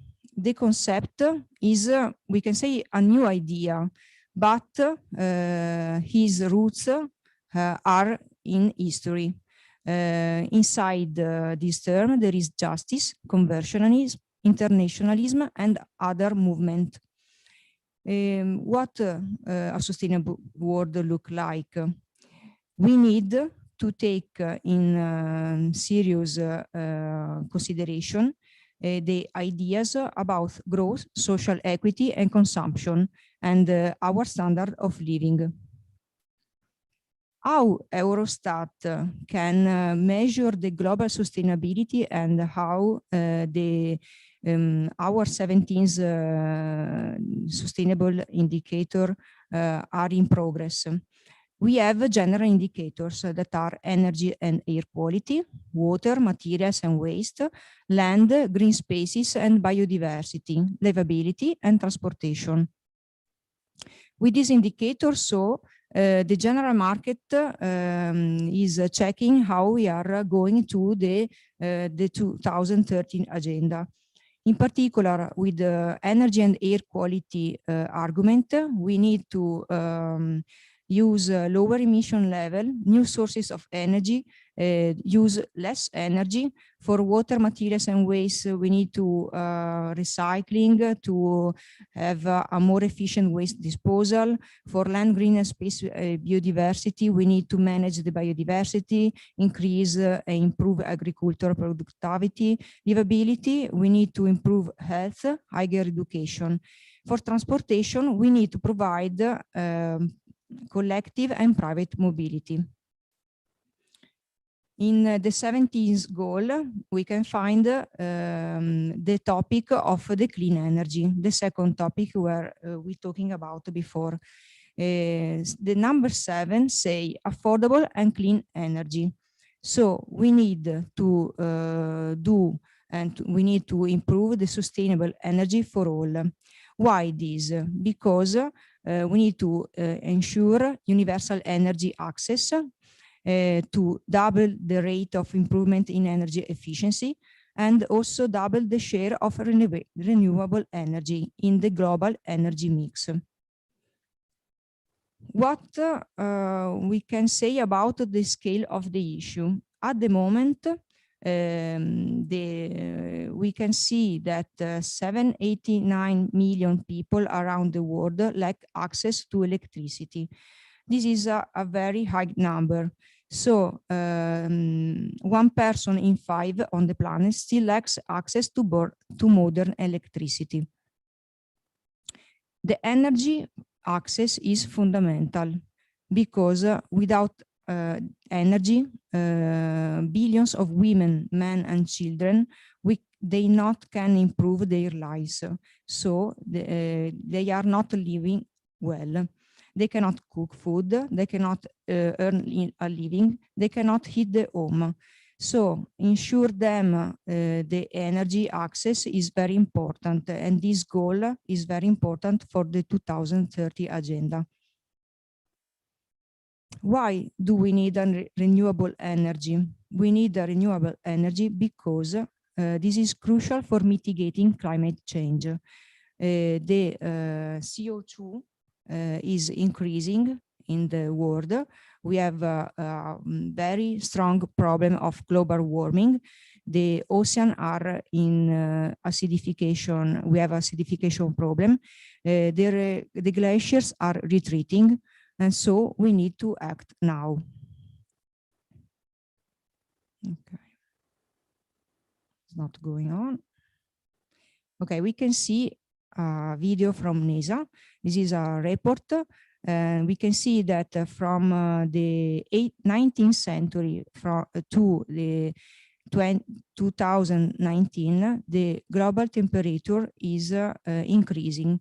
As I said, that the temperature of the world is increasing of 1.1 degree in 100 years. So we need to act now.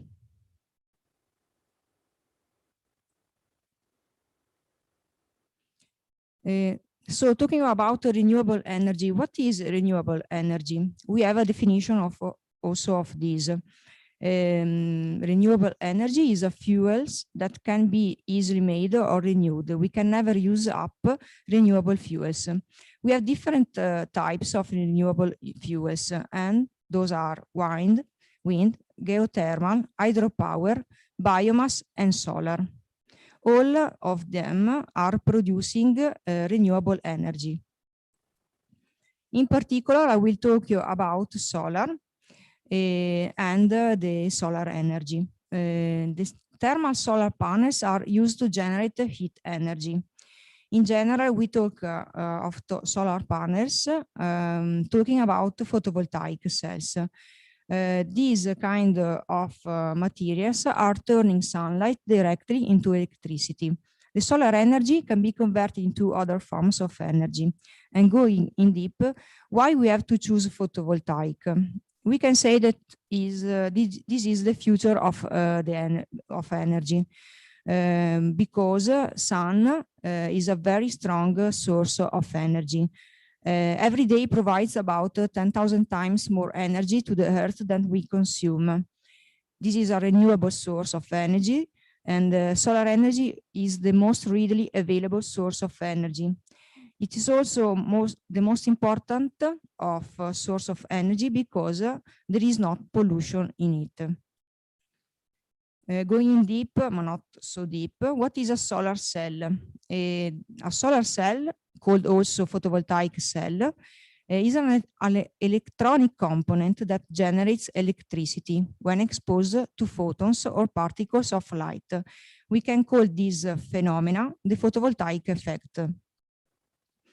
What is a solar cell? We have a structure of solar cell. We can say that we have different layers composing the solar cell.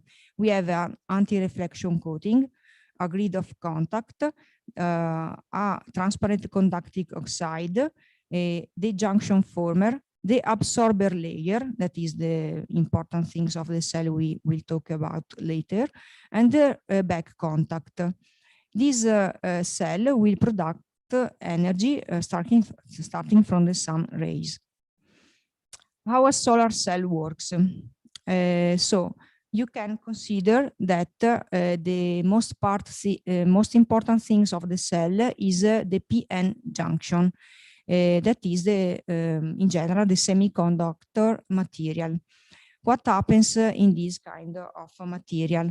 We have a part that is full of electrons that they can move, and the second part, that is the end junction, is full of holes. The electrons try to go into the holes, moving between those parts. They create an electric field, and we arrived at a sort of equilibrium that in which the electrons stop to move, we can say. And in this region, that is the depletion zone, we have only the electric field. When the ray of the sun arrives in the form of photon, we can consider that the photon is a sort of couple of electron and hole. So the photon go to impact in this region, and the electric field that fill the photon will try to separate the electron and the hole of the photon, generating a current. We have different types of cell because there are different photovoltaic technologies. We have the first generation, the second generation, and the third generation, also a fourth generation. The first generation, we can say that is the most part of the market, the 90%. And those are crystalline silicon solar cells, the mono and the multicrystalline cells. The second generation are the thin film solar cells, the ones that for the absorber materials are films cells. The layer of the absorber material in general are around maximum 10 microns. We have different kind of material in this kind of cells. The third generation are the multi-junction cells. We can say also that the cells are considered on efficiency, and we have different efficiencies considering different generation. If we are going to assemblies this photovoltaic cells, so putting together and connecting between them the small cells, we are making solar modules, the one that we call solar panels. These panels are combined and to form arrays. We can say that this is the methodic way to have an improvement of production of electricity. I'm working in the LABS lab. The LABS lab, Laboratory for Photovoltaics and Solid State Physics, is led by Professor Romeo. This lab has its core business on the preparation, fabrication, and characterization of second generation thin film solar cells. We have different instruments. We made vacuum deposition on the solar cell. We have electrical and morphological characterization instrument. And also we have a new area on the characterization on biological samples and nanostructures by atomic force microscopy. We are with Professor Romeo, me, Elisa Artegiani, Vikash, and Prabish, all working in different kind of absorber material and different cell. So how we can be more sustainable in energy terms? We have still long way to go, but innovation and technological progress are the key to find solution, both economic and environmental.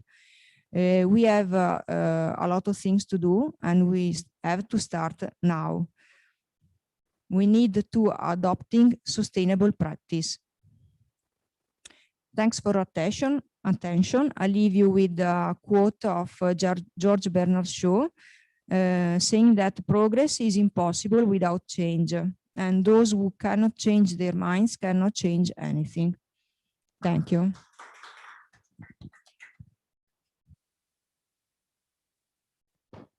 Thank you very much, Solidea, for the presentation. I have to say that myself, I've always been fascinated by solar energy and never really learned about how a photovoltaic panel works. So thank you. Finally, I know how it works. Thank you. If you are more curious, everybody, you can come to our labs and ask everything you want. Definitely. No, because also we are neighbors, because I work in the soil chemistry. So it's -1, as we call it, the hell of the department, since we are in the underground. But no, definitely, it's very, very interesting. I have a curiosity. So since the technology seems to develop very, very quickly with many different kind of materials, because the chemistry underneath it it's the same. The process is to have the energy stimulating an electron to jump out of the atom and to bring the electricity to promote electromotive force. So what I want to know, what I'm curious to know is why is the efficiency of the panels you showed us, why does it stay around the 25% and there wasn't a big increase until the third generation kind of cells? Okay, we need to talk about also the cost of materials. So at the beginning, silicon start because we can find silicon everywhere. Is an earth abundant material. So the market start with silicon, and then we start to improve. We start to research a new material. It's very difficult to have high efficiency with the other materials, because also sometimes materials are unstable. So my project, for example, involved a sort of a material that by the chemistry way is difficult to synthesize, for example. So in general, going through, starting from the lab scale and going to the industrial scale is very difficult. Also for the cost of the industrial material, industrial instrument and production instrument. I mean, I don't know if I answer your question, Definitely. but yes, in general, the efficiency that you find in the lab scale, you have to try to have them also in the industrial scale. So silicon maybe are more stable than other material. So the photovoltaic world is very big. We can do a lot of things, and is a nice world. And we can have real clean energy with these materials.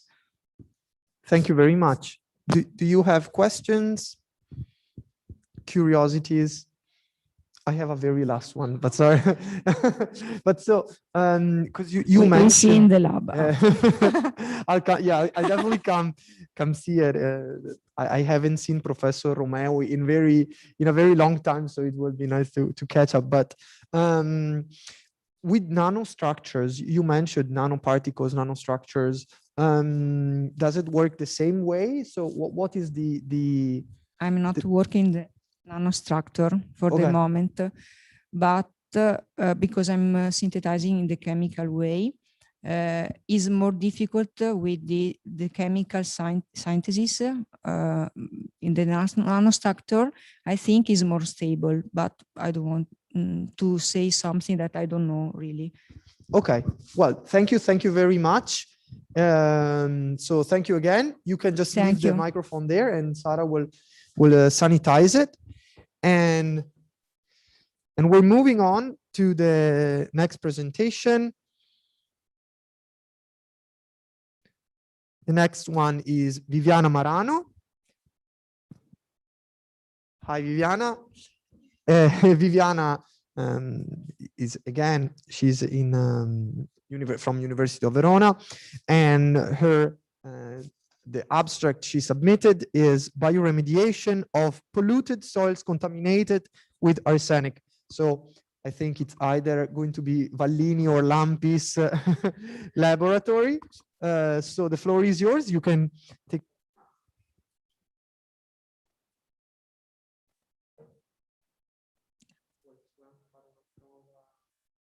Can you hear me? Can you hear me? Yes. It is a home. Hello, everyone. Thank you for coming. I work at the University of Verona in environmental microbiology laboratory, and today I will talk to you about bioremediation of polluted soil contaminated with arsenic. In 2015, all ON members signed the Sustainable Development Goals.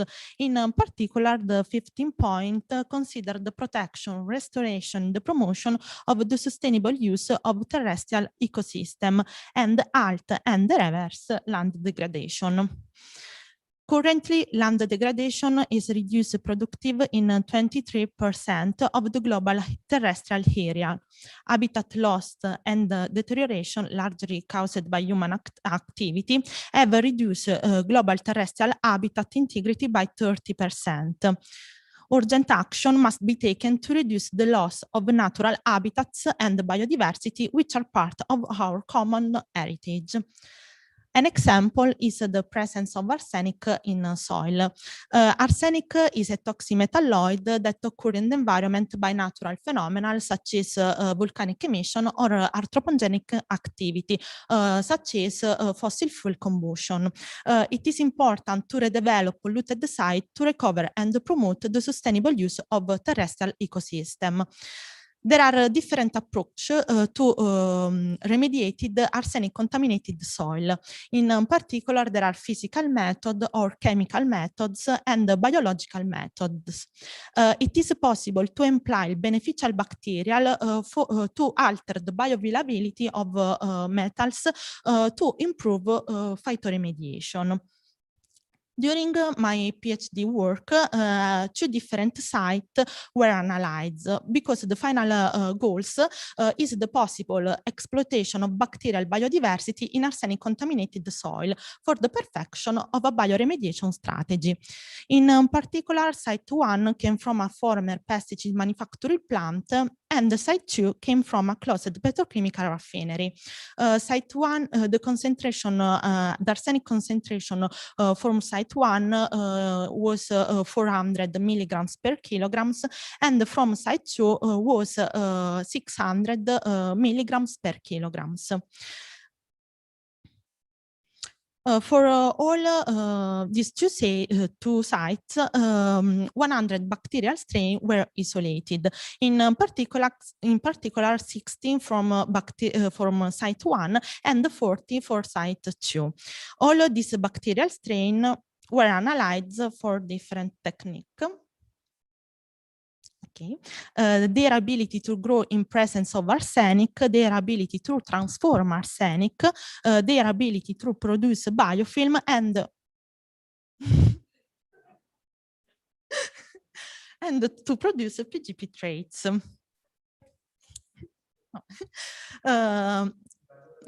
Yes. MIC tests are able to study the lowest concentration of an antimicrobial substance that are able to inhibit the growth of a bacterium. Different concentration of arsenate and arsenite were tested for all 100 bacterial strains.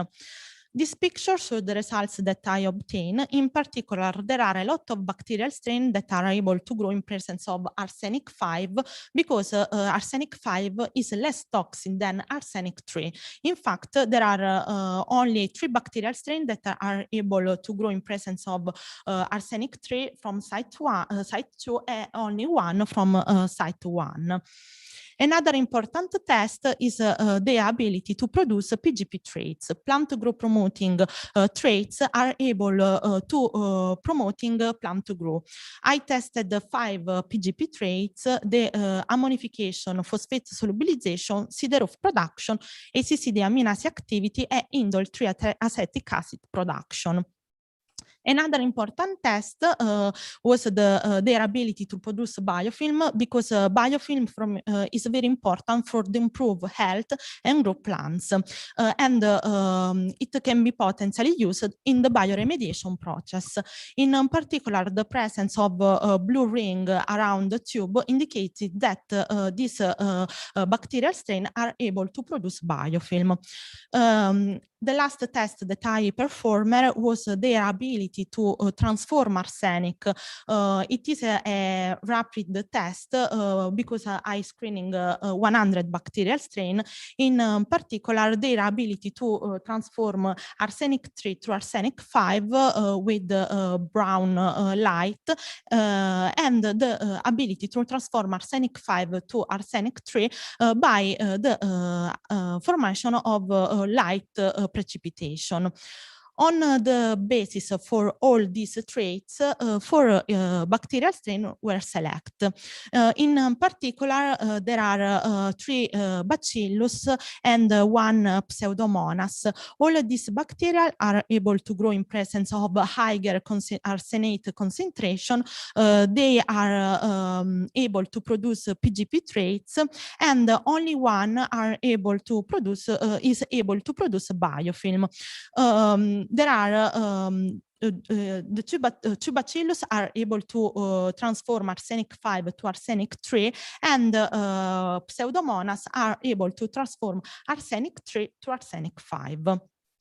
The use of this microorganism together with the Pteris vittata plant could allow to develop of in situ bioremediation strategy. Pteris vittata is an arsenic hyperaccumulator plant that can extract arsenic from soil and translocate it into the shoot. Now different conditions will be studied for the perfection of a bioremediation strategy. Now is a scale-up experiment, but will be studied in situ bioremediation. Now, Thank you for your attention.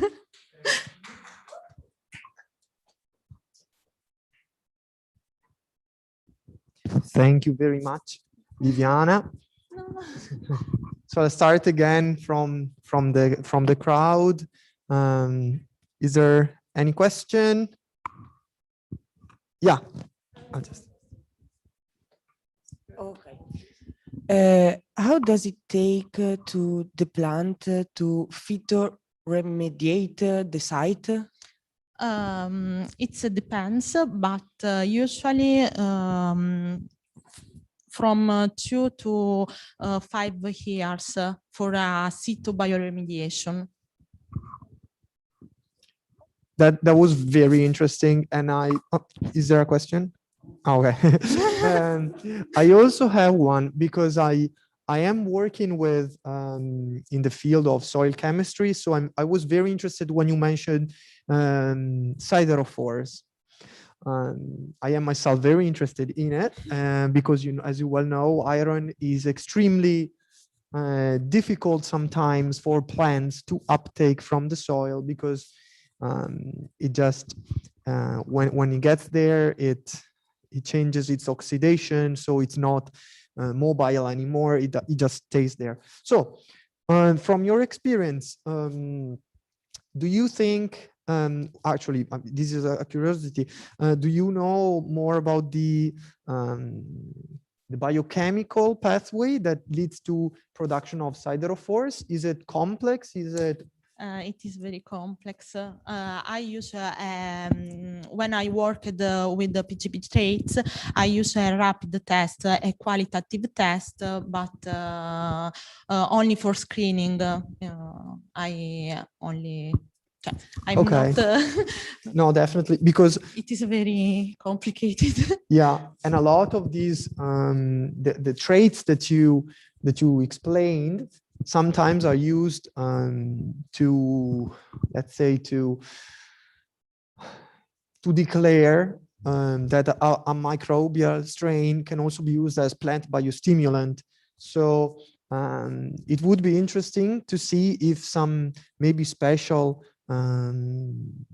strains that you find could actually be ascribed to a use as plant biostimulants.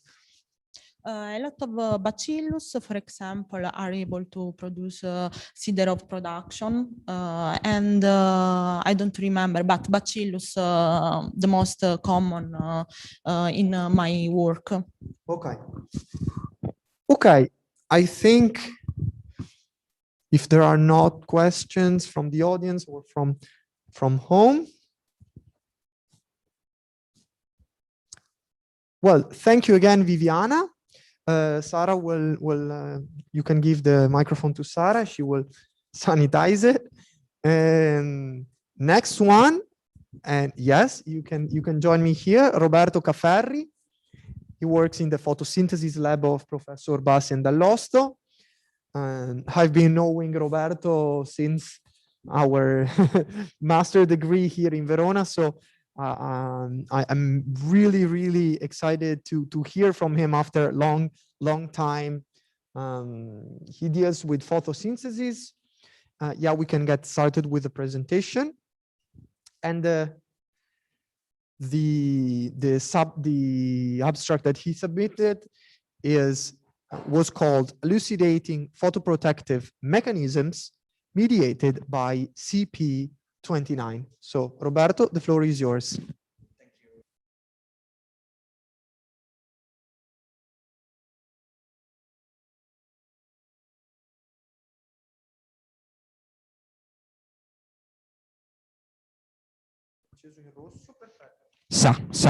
Okay. Thank you, Stefano, for the introduction. I'm Roberto Cafferri, and I'm a PhD student at the second year at the University of Verona, and I'm working on photosynthetic proteins, in particular CP29. But just to let you know a little bit better what I'm doing in the lab, I have to do a brief introduction. In nature, plants appear green, and this is basically due to the presence of pigments such as chlorophyll that can absorb red and blue lights and reflect green lights. And this is why we can see plants as green color. But in some particular period of the year, especially in autumn, most of them can be in different colors, such as orange or yellow. And this is due because the chlorophyll is degraded and other pigments can be visible, such as carotenoids. But where is the localization? Where is in what they are implied in a system as a photosynthetic organism?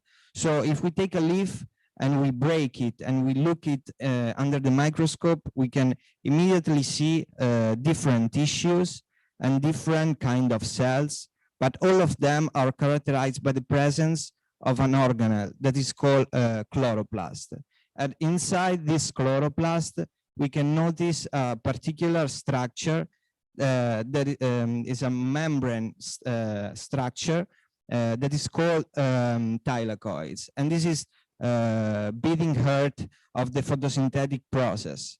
In particular, in this structure, plants can convert, I can point, sorry, but they can convert CO2 using light as catalyst into organic matter. And this happened using a strong complex of proteins such as photosystem 2 and photosystem 1 that in the photos are the green stuff into the membrane. And exactly in these complexes, pigments are present. Okay. So if we look at the atomic level of this complex, we can immediately note the strong relationship between pigments that are in green and protein structure that are in gray. And in particular, all the oxygenic photosynthetic organisms possess two kinds of photosystem that are called photosystem 2 and photosystem 1. And the organization, thank you, Stefano, and the organization is pretty similar. They have a central core that is in red and some extra antenna that also bind pigments and harvest solar energy, and they convey it into the reaction core. But the light that is the catalyst of this process is not stable, it's not constant during the day and also during the season. It's variable. And this is not easy to manage by a plant. In particular, we can see what happened when the light is not so high. Plants can capture solar energy as photons, and they can use to do photosynthesis and organicate CO2. And everything works fine, there's no problem. But immediately when the light becomes too high, all this process is blocked, and the extra energy, extra photons that can hit these complexes can be dissipated as heat, as you can see in the image by the red arrow. And this sounds cool because we can image this system as a switch, where the same system, the same structure that are able to catch the light are also able to dissipate the excess of energy. So we can image the system exactly as a switch from state A and state B. The same stuff do different stuff depending on the light condition. And what we do in our lab is to understand exactly how this happened with a molecular detail. In particular, we know that are involved carotenoids and chlorophyll. They can interact all together and dissipate the excess of energy. And this happened at the level of the PS2 supercomplex, in particular on the monomeric antenna CP29 and the trimeric antenna LSE2. And CP29 is my target protein, let's say. So in general, as we know, in a leaf, there are many partners that collaborates all together and make stuff really, really complex. So just to have an idea and try to understand how this mechanism work, we try to isolate the protein and consider the single process.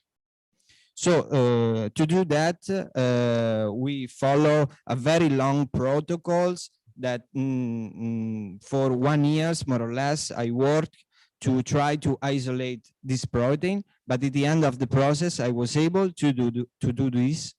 And we also decide to exploit nanodisk. I want to spend 1 minute explaining what a nanodisk is. Basically, it's a lipid bilayer that is surrounded by a protein, an amphiphilic protein, that maintain this sandwich, this hamburger structure, let's say. And inside this structure, we can allocate, we can embed membrane proteins. But why we decide to use this approach? Because membrane proteins are not easy to study, and the environment, it's really important to study membrane proteins. So we decide to choose the most similar to the native environment, and that's why we decide to choose the membrane nanodisk. So putting all together the elements such as the MSP, the target protein and lipids, we were able to assemble all together and create this nanodisk. Not only, we did a little bit more, and if you remember the switch, okay, state A, state 2, okay, we decide to purify this protein CP29 in 2 different conditions, from state A and state B. Let's say conservative state, when all the photosynthesis works fine, and state B, where the dissipative process is active. So we were able to isolate this protein in 2 different conditions to compare them. So we characterize biochemically. I don't want to explain very well what I did exactly because I don't want to annoy you. We also do steady state spectroscopy, characterizing protein with absorption spectra, with differential spectrum, fluorescence emission at different temperature, circular dichroism, and also we perform excited state spectroscopy. And really, I don't want to annoy you, but I only want to focus the attention on how important it is to study this mechanism. So if we consider, okay, sorry. If we consider that up in the field, up to 30% of energy can be lost as heat. And if we take this information and we put in a background where the global population is constantly growing, we immediately notice the importance of to study this process. However, this is a kind of basic research, is not applied, but before to do applied research, we have to know the molecular mechanism. We have to know how does it work, just to manipulate and tune and do it better. Thank you for the attention, and a special thanks to collaborator, Professor Roberto Bassi, Professor Luca Dall'Osto, my friends Zeno Guardini, Stefano Capaldi, and Andrea Cudolo. Thank you for the attention. There we go, Roberto. Roberto was very disappointed that he couldn't point, so I had to help him out with the, with the laser zoom on the presentation. I hope I didn't mess it up. Very interesting.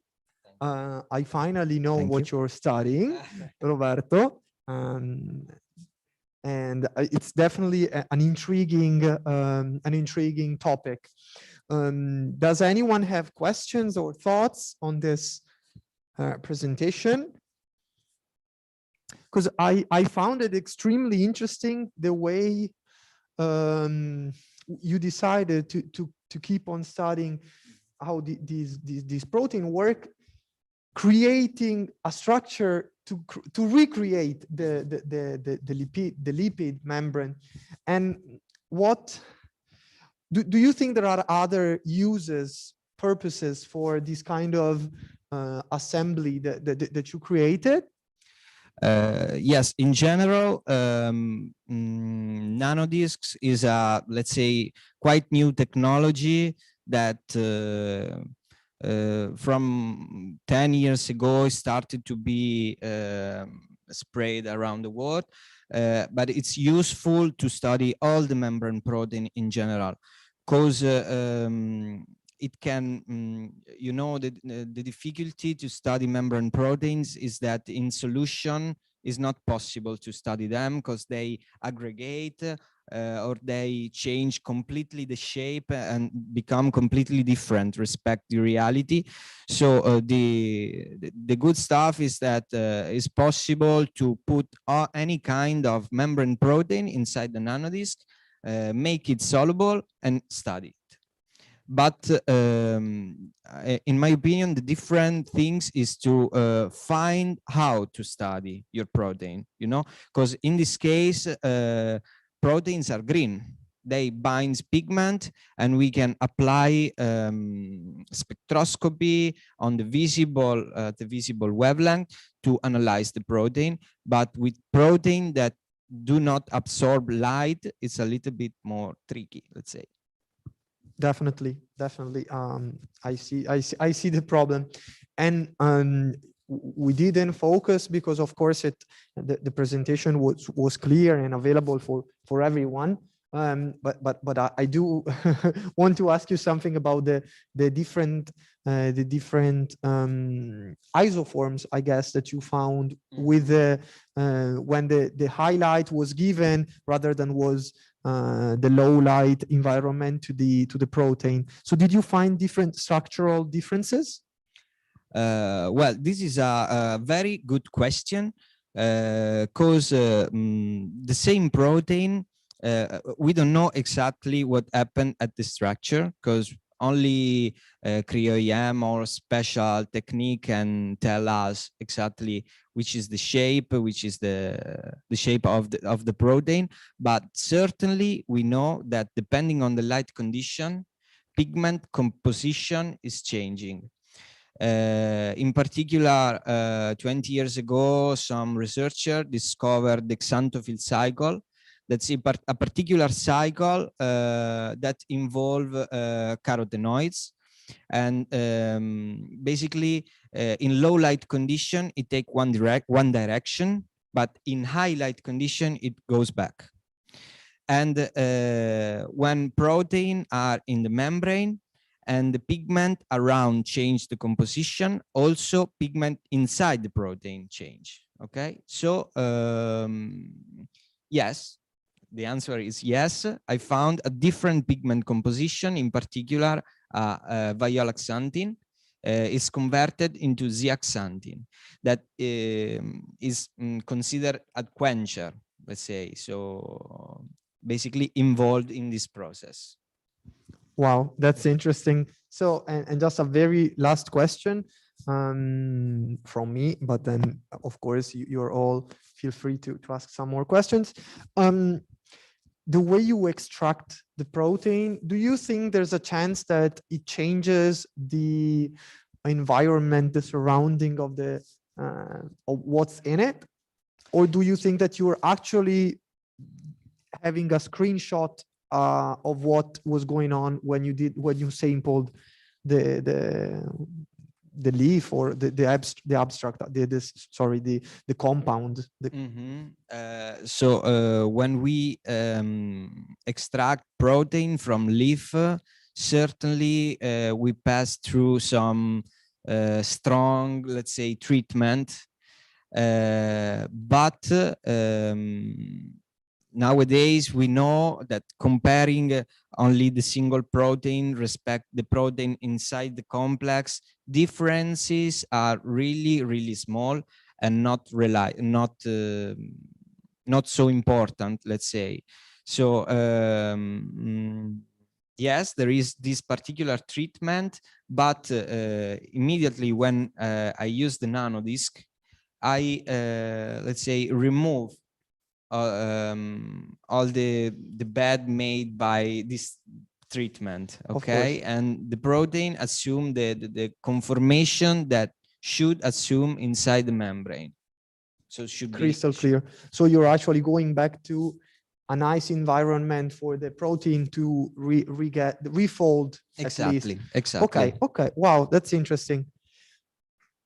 Well, thank you again, Roberto. I don't know if I don't see any other question. So thank you again. Sara, again, I'll ask your help for sanitizing the microphone, because we're moving on to the last presentation of the biotech panel, focusing on Agenda 2030. And with me is joining me Giorgio Galluzzi. So please have a seat with me. And Giorgio works for Professor Zaccone, and first year PhD student, finally a colleague of mine in the field of soil chemistry. But don't worry, I will be very easy going on the questions. And the abstract, we can get started with the presentation, and the abstract that Giorgio submitted for the panel is Soil versus Sustainable Development Goals: the role of soil organic carbon sequestration mechanisms in the climate action. The floor is yours, Giorgio. There you go. So thank you, Stefano, and hi everyone. I'm Giorgio, and today I'm going to speak about the role of soil in climate action. And I will start with the introduction of what is the soil. The soil is a particular resource, is a finite, fragile, and non-renewable resource. In fact, we need almost 1,000 of years for producing only 1 centimeter of soil. And it's a top layer of the earth crust, and it's made by mineral matter, organic matter, air, water in different percentage. And also is a system, is an extremely complex, heterogeneous, dynamic system, and also open system. In fact, continuous exchange of matter and energy occurs between soil and biosphere, atmosphere, lithosphere, and hydrosphere. Every soil is different. In fact, the characteristics of soil depend on the pedogenetic factor, and these factors are the climate, organism, relief, parent material, the time, and also nowadays we can add the human activity. The soil provides different ecosystem service, like habitat for organism, fluid regulation, water filter, but cultural heritage, provision of food and fuel, but also carbon sequestration, climate regulation, and water purification. So for that, soil is in extremely relationship with the Sustainable Development Goals. In fact, soil is directly or indirectly involved and mentioned in part of that, like, for example, the food quality, the health quality, the water quality, the sustainable cities, the responsible consumption, the life on land, and last but not least, the climate action. Climate action is to take urgent action to combat climate change and all its impact. But why I'm going to speak about the relation between soil and climate action? Because soil is one of the most important actors in the global carbon cycle. In fact, soil is the second largest carbon sink after oceans, and soil stocks 3 times higher more than atmosphere and 4 times higher than the biosphere. So a little change in carbon stock for the soil determines a huge variation of CO2 concentration in the atmosphere.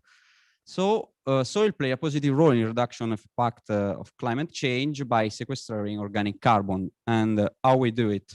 With sustainable management of the soil and restoration of degraded lands. In fact, there are different international initiatives for soil security. One of that is 4 per mil. And the aim of this initiative is to increase the carbon storage in the first 30 centimeters of the soil by 0.4% per year. And this amount of quantity can mitigate the 35% of CO2 emission from the fossil fuel. In my first 7 months of PhD, I focused on 2 effects of capacity the soil to store carbon: the time and the climate. To do that, I study the chronosequence. A chronosequence is a set of sites formed from the same parent rock, but difference with the time. So the soil chronosequence are excellent indicator of the pedogenic changes that happened and happen now in the present. And in fact, old soils has a completely different characteristic respect of the young soil. For example, secondary mineral abundance, mineral reactivity, including the capacity to store carbon. An example of chronosequence is the fluvial terraces. In fact, what you say in this picture, the number 5 is the highest, so is the lowest, is the oldest terraces. The lowest terraces, number 1, is the youngest. So the chronosequences are, sorry, I go. Oh, so the chronosequences are our time machine that allows to travel into the time and are cheaper than the time machine. The first chronosequence is made by 3 sites near Verona along the Adige River. And for each site, we collect 1 profile, 2 cores, so 3 replicants, with a resolution 5 centimeters. In total, we had 100 samples, and for each one, we started with the characterization like pH, AC, bucket density, and other analysis. The first analysis, it was the elemental analysis. Is analysis that allows to know the percentage of an element: carbon, hydrogen, nitrogen, sulfur. And if we know the density and the depth of the sample, we can calculate the total stock of this element. In fact, in all 3 sites, the total nitrogen stock and total carbon stock decrease with the depth is quite normal. But if we calculate the total carbon stock in these sites, it's ranging between 8 and 13 tons of carbon per hectare. Is a huge quantity of carbon that can be stored in the soil. And I want you to remember that every time we lost 1 ton of carbon from the soil, we release almost 4 tons of CO2 in the atmosphere. But we must understand if this carbon is stable. So we started with the thermogrammetric analysis. Is in fact, if the chemical complexity, so the recalcitrant organic carbon is higher, so the thermal stability is higher. And for help us to understand if carbon is stable, we used this thermal index. Is a ratio between the percentage of weight loss between at high temperature and low temperature. And if we look at the table with the depth, these thermal index increase. So with the depth, there is a reducing of the quantity of carbon, but this carbon is more stable. In fact, in these two graphs, in the blue is the topsoil samples and the red is the deepest samples. I plotted the loss of organic carbon in function of temperature. And if we compare the two graphs, the blue one has only one peak at low temperature, so the organic matter is less stable. Respect of the red one, in fact, it has one peak at high temperature, so the organic matter is more stable. So all these data should give us the idea about the capacity of the soil to store carbon and how it is how stable it is. So for now, for the moment, I collected the sample only from one chronosequence, but we'll add other two chronosequences in two different climates, so we can study the effect, not only the time, but also the effect of the climate on carbon sequestration. Also, we am starting the different analysis like microbial activity, X-ray diffraction, but also some physical fractionation for obtain POM and MAUM. POM and MAUM aren't a strange word, but are the two more important pools of organic matter. In a few words, MAUM, mineral-associated organic matter, is organic matter that's strongly bonded with the mineral part of the soil, so has a long lifetime, slow cycling respect of the POM. So these results will help to better understand and define the effect of these two factors, time and climate, on distribution stability of organic carbon, and so highlights the role of soil in the climate action. And also I will invite everyone to listen this album, a music album Botanica, on Spotify or wherever we want, especially the first track. And if you have time, look on Netflix, this docu-movie, Kiss the Ground, for better understand the role of the plant, but also the role of the soil in our life. So thank you, everyone, and thank you.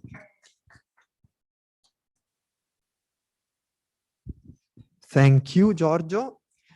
Nice, really, really nice presentation. Sorry, I'll just move a bit.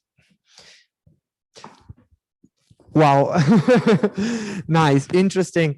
So we saw that Solidea showed us how the temperature were rising. You told, Ilaria told us how bad antibiotic resistance are in food. You're telling us that basically we have problem. No soil left to grow crops. So after today, I think we really raised awareness on the SDGs and how little time we have to counterface these kind of changes that we produced, you know, in our planet. So thank you for the presentation. Do you have questions or thoughts? Yes, of course. Just a curiosity, there was a slide with where you measure the nitrogen stock. Okay. Just a curiosity, how do you measure this? Is elemental the total analysis? stock of nitrogen. Yes. So with the elemental analysis, yes, we can understand the total percentage of this element, nitrogen. And after that, if we know the density of the sample, we can able to we can calculate the total stock, but is a total nitrogen, because if you want to understand the organic matter, you need to prepare the samples and always for knowing the density when you obtain the samples, you use a particular thing, is like a circle, I don't know to say. So you know the volume of this, so you know the weight, and weight fraction, the ratio between weight and volume, you can able to understand the density. And so you, but the stock is referred at a fixed depth. In fact, if you look at the table, I put the top soil stock of nitrogen and carbon, and the deepest value of stock nitrogen. I don't know if I understand. Yeah, I was wondering only the analytical technique. Yeah, it's only elemental analysis, so we can know the carbon, hydrogen, sulfur, and nitrogen. Thank you. In total, is a percentage. Okay. Oh, interesting. Okay. I will then later talk about the climate action. So this SDG, this SDG, and yeah, I don't have anything to add to your presentation, but really I like how really this specific SDGs help building this kind of bridges that I mentioned before. And I really yeah, I think that also arts play a key role in also, as you mentioned, this CD to listen to. It is important because even if you don't understand, then you can then start raising awareness, and then have someone like you telling us all these things and the role they play. So it is fantastic.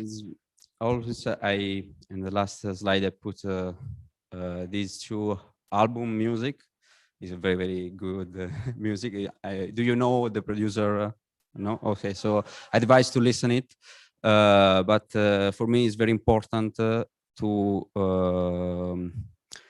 give my idea, the other one, not only for researching, but for our passion, because the soil is important, is everywhere, everywhere, and every time you don't think that now we are on the soil. So so we have it, but we don't protect it.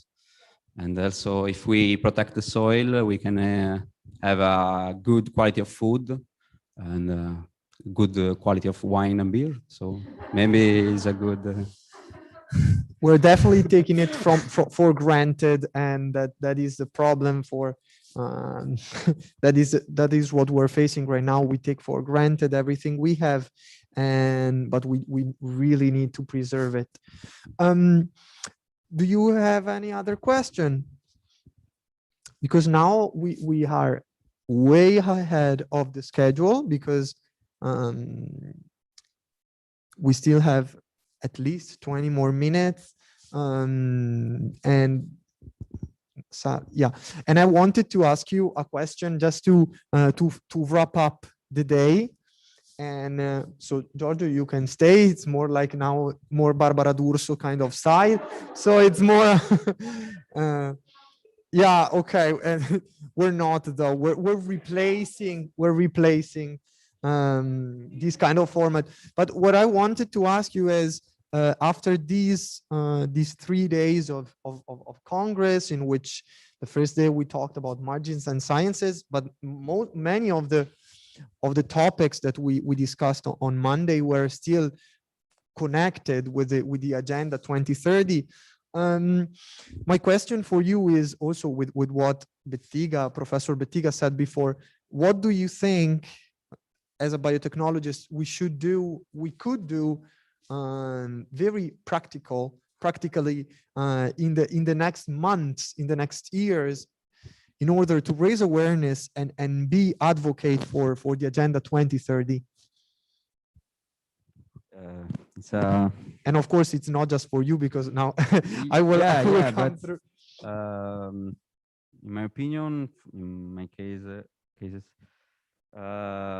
we need to, the first thing is to tell everyone the research that we done also the importance of our research, mine, yours, her, to everyone. And also, for example, for the soil, we need to also protect and tell at the agriculture and the farmer that is necessary to have a good soil.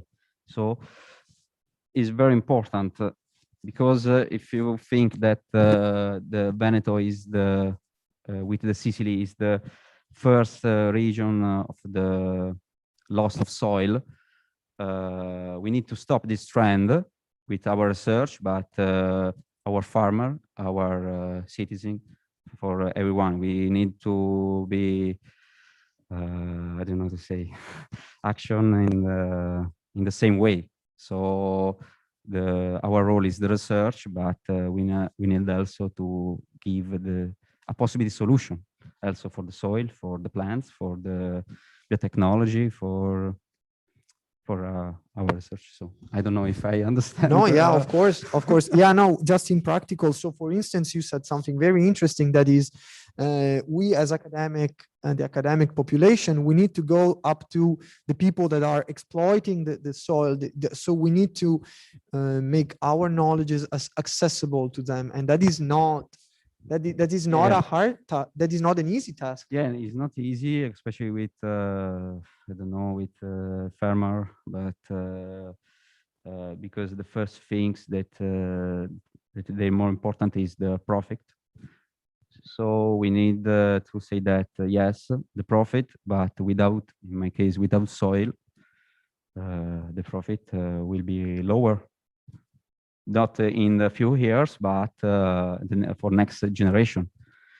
So according to ISPRA, another date, I don't want to keep unsure, but according to ISPRA, in 2050, if this trend continues in the world, all 90% soil are consumed, are degraded. So we need to action. Yeah, it's complicated, but we must it. Definitely.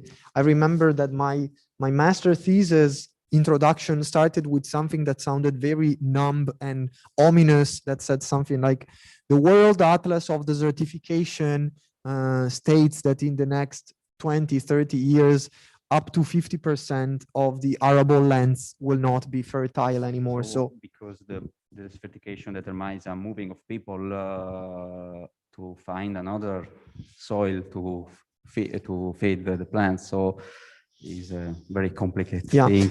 And I think that here, as biotechnologists, we all have a crucial role in society, because, for instance, a lot of soils that are not arable, they might have problems, for instance, with drought, so desiccation. Fertile lands usually have a lot of water. Of course, we are surrounded by water, but if we think about just the African regions, most of the problems start with that. So as biotechnologists, what can we do? What tools can we employ to overcome this problem? And even if, because I think the big problem right now is sometimes we can identify the problem and propose a solution, but when the solution comes with a cost, so for instance, produce GMO crops, how effective is the scientific body worldwide to teach to people what are GMOs, how can improve the lives? And I think we can all agree that, for instance, the golden rice is a striking example where technology was able to solve a problem, but then cultural backgrounds did not let science help. So I think that as young researchers, one of our main tasks is also to talk about what we do, and also to create a network to help each other. Because even if I don't specifically work with GMO right now, but I know that they're important and they might have a crucial role, I need to, raise awareness and be an advocate for them. and all the problems that we have learned today, I think we can all take something for, take some home messages. I don't know, Ilari, if you agree, but would you say that reducing, for instance, the meat consumption would be a way to fight the war against antibiotic resistance?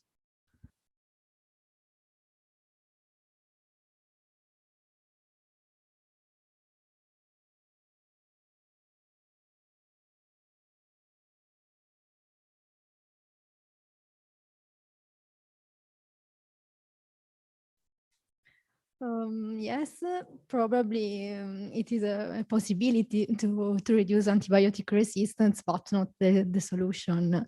And so, as I said, the industries, the company, and the governments need to invest in this to have to improve food security and impact on several sustainable development goals. Okay.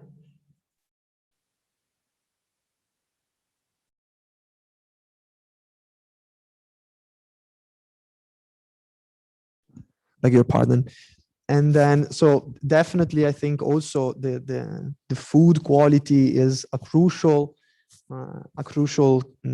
let's say, key word, because, for instance, even if we were to eliminate the food waste, we won't be able to feed the world right now. So we're already late on the decisions that we need to make as the research community. So and we need to organize in lobbies to pressure the government to take steps towards the resolution of problems. So I really encourage you all to just bring home this message, and even if someone is watching the live stream, just to get to know the problem, get to know the possible solution, and be an advocate for them. It's already a good starting point. I think we can conclude this session that was definitely full of ideas, of thoughts. I definitely learned a lot about what we do in our department, which is not as easy, especially during this pandemic here, as it was before. And I really hope you like the way we conducted the session. And I will gladly receive your feedbacks now that we go into the break. And at the same time, I really want to thank you again, Vecomp, for this incredible stage. And I want to thank Cecilia, Matteo. I want to thank also, of course, Massimo Sbardelauro, who is the CEO of the company that not only gave us this beautiful framework, this frame, but also gave us some money to pay for the publication. So the dissemination of what we've said today, just in the same sense that what we say need to be shared with the rest of the world. So thank you again, everybody. As it was scheduled, we will see you again at 2:30 for the second part of the agenda 2030. And now I will leave the word to Sara Fontana, that will give us all the technical information for the next session. You're welcome. Thank you, guys. So for our audience, I will now shift to Italian. Ringraziamo ancora Vecomp, vi ringraziamo per essere stati parte di questa mattinata e vi diamo l'appuntamento alle 2:30 con il diverso link che avete ricevuto sia per gli spettatori sia anche per tutti i panelist che hanno ricevuto il proprio link personale. Quindi guardate bene di avere il link giusto. In caso, contattateci attraverso la nostra mail del convegno oppure anche personalmente se avete i nostri contatti. Basta. Direi che ci vediamo alle 2:30 e Buon pranzo a buon tutti e a pranzo, tutte. a dopo.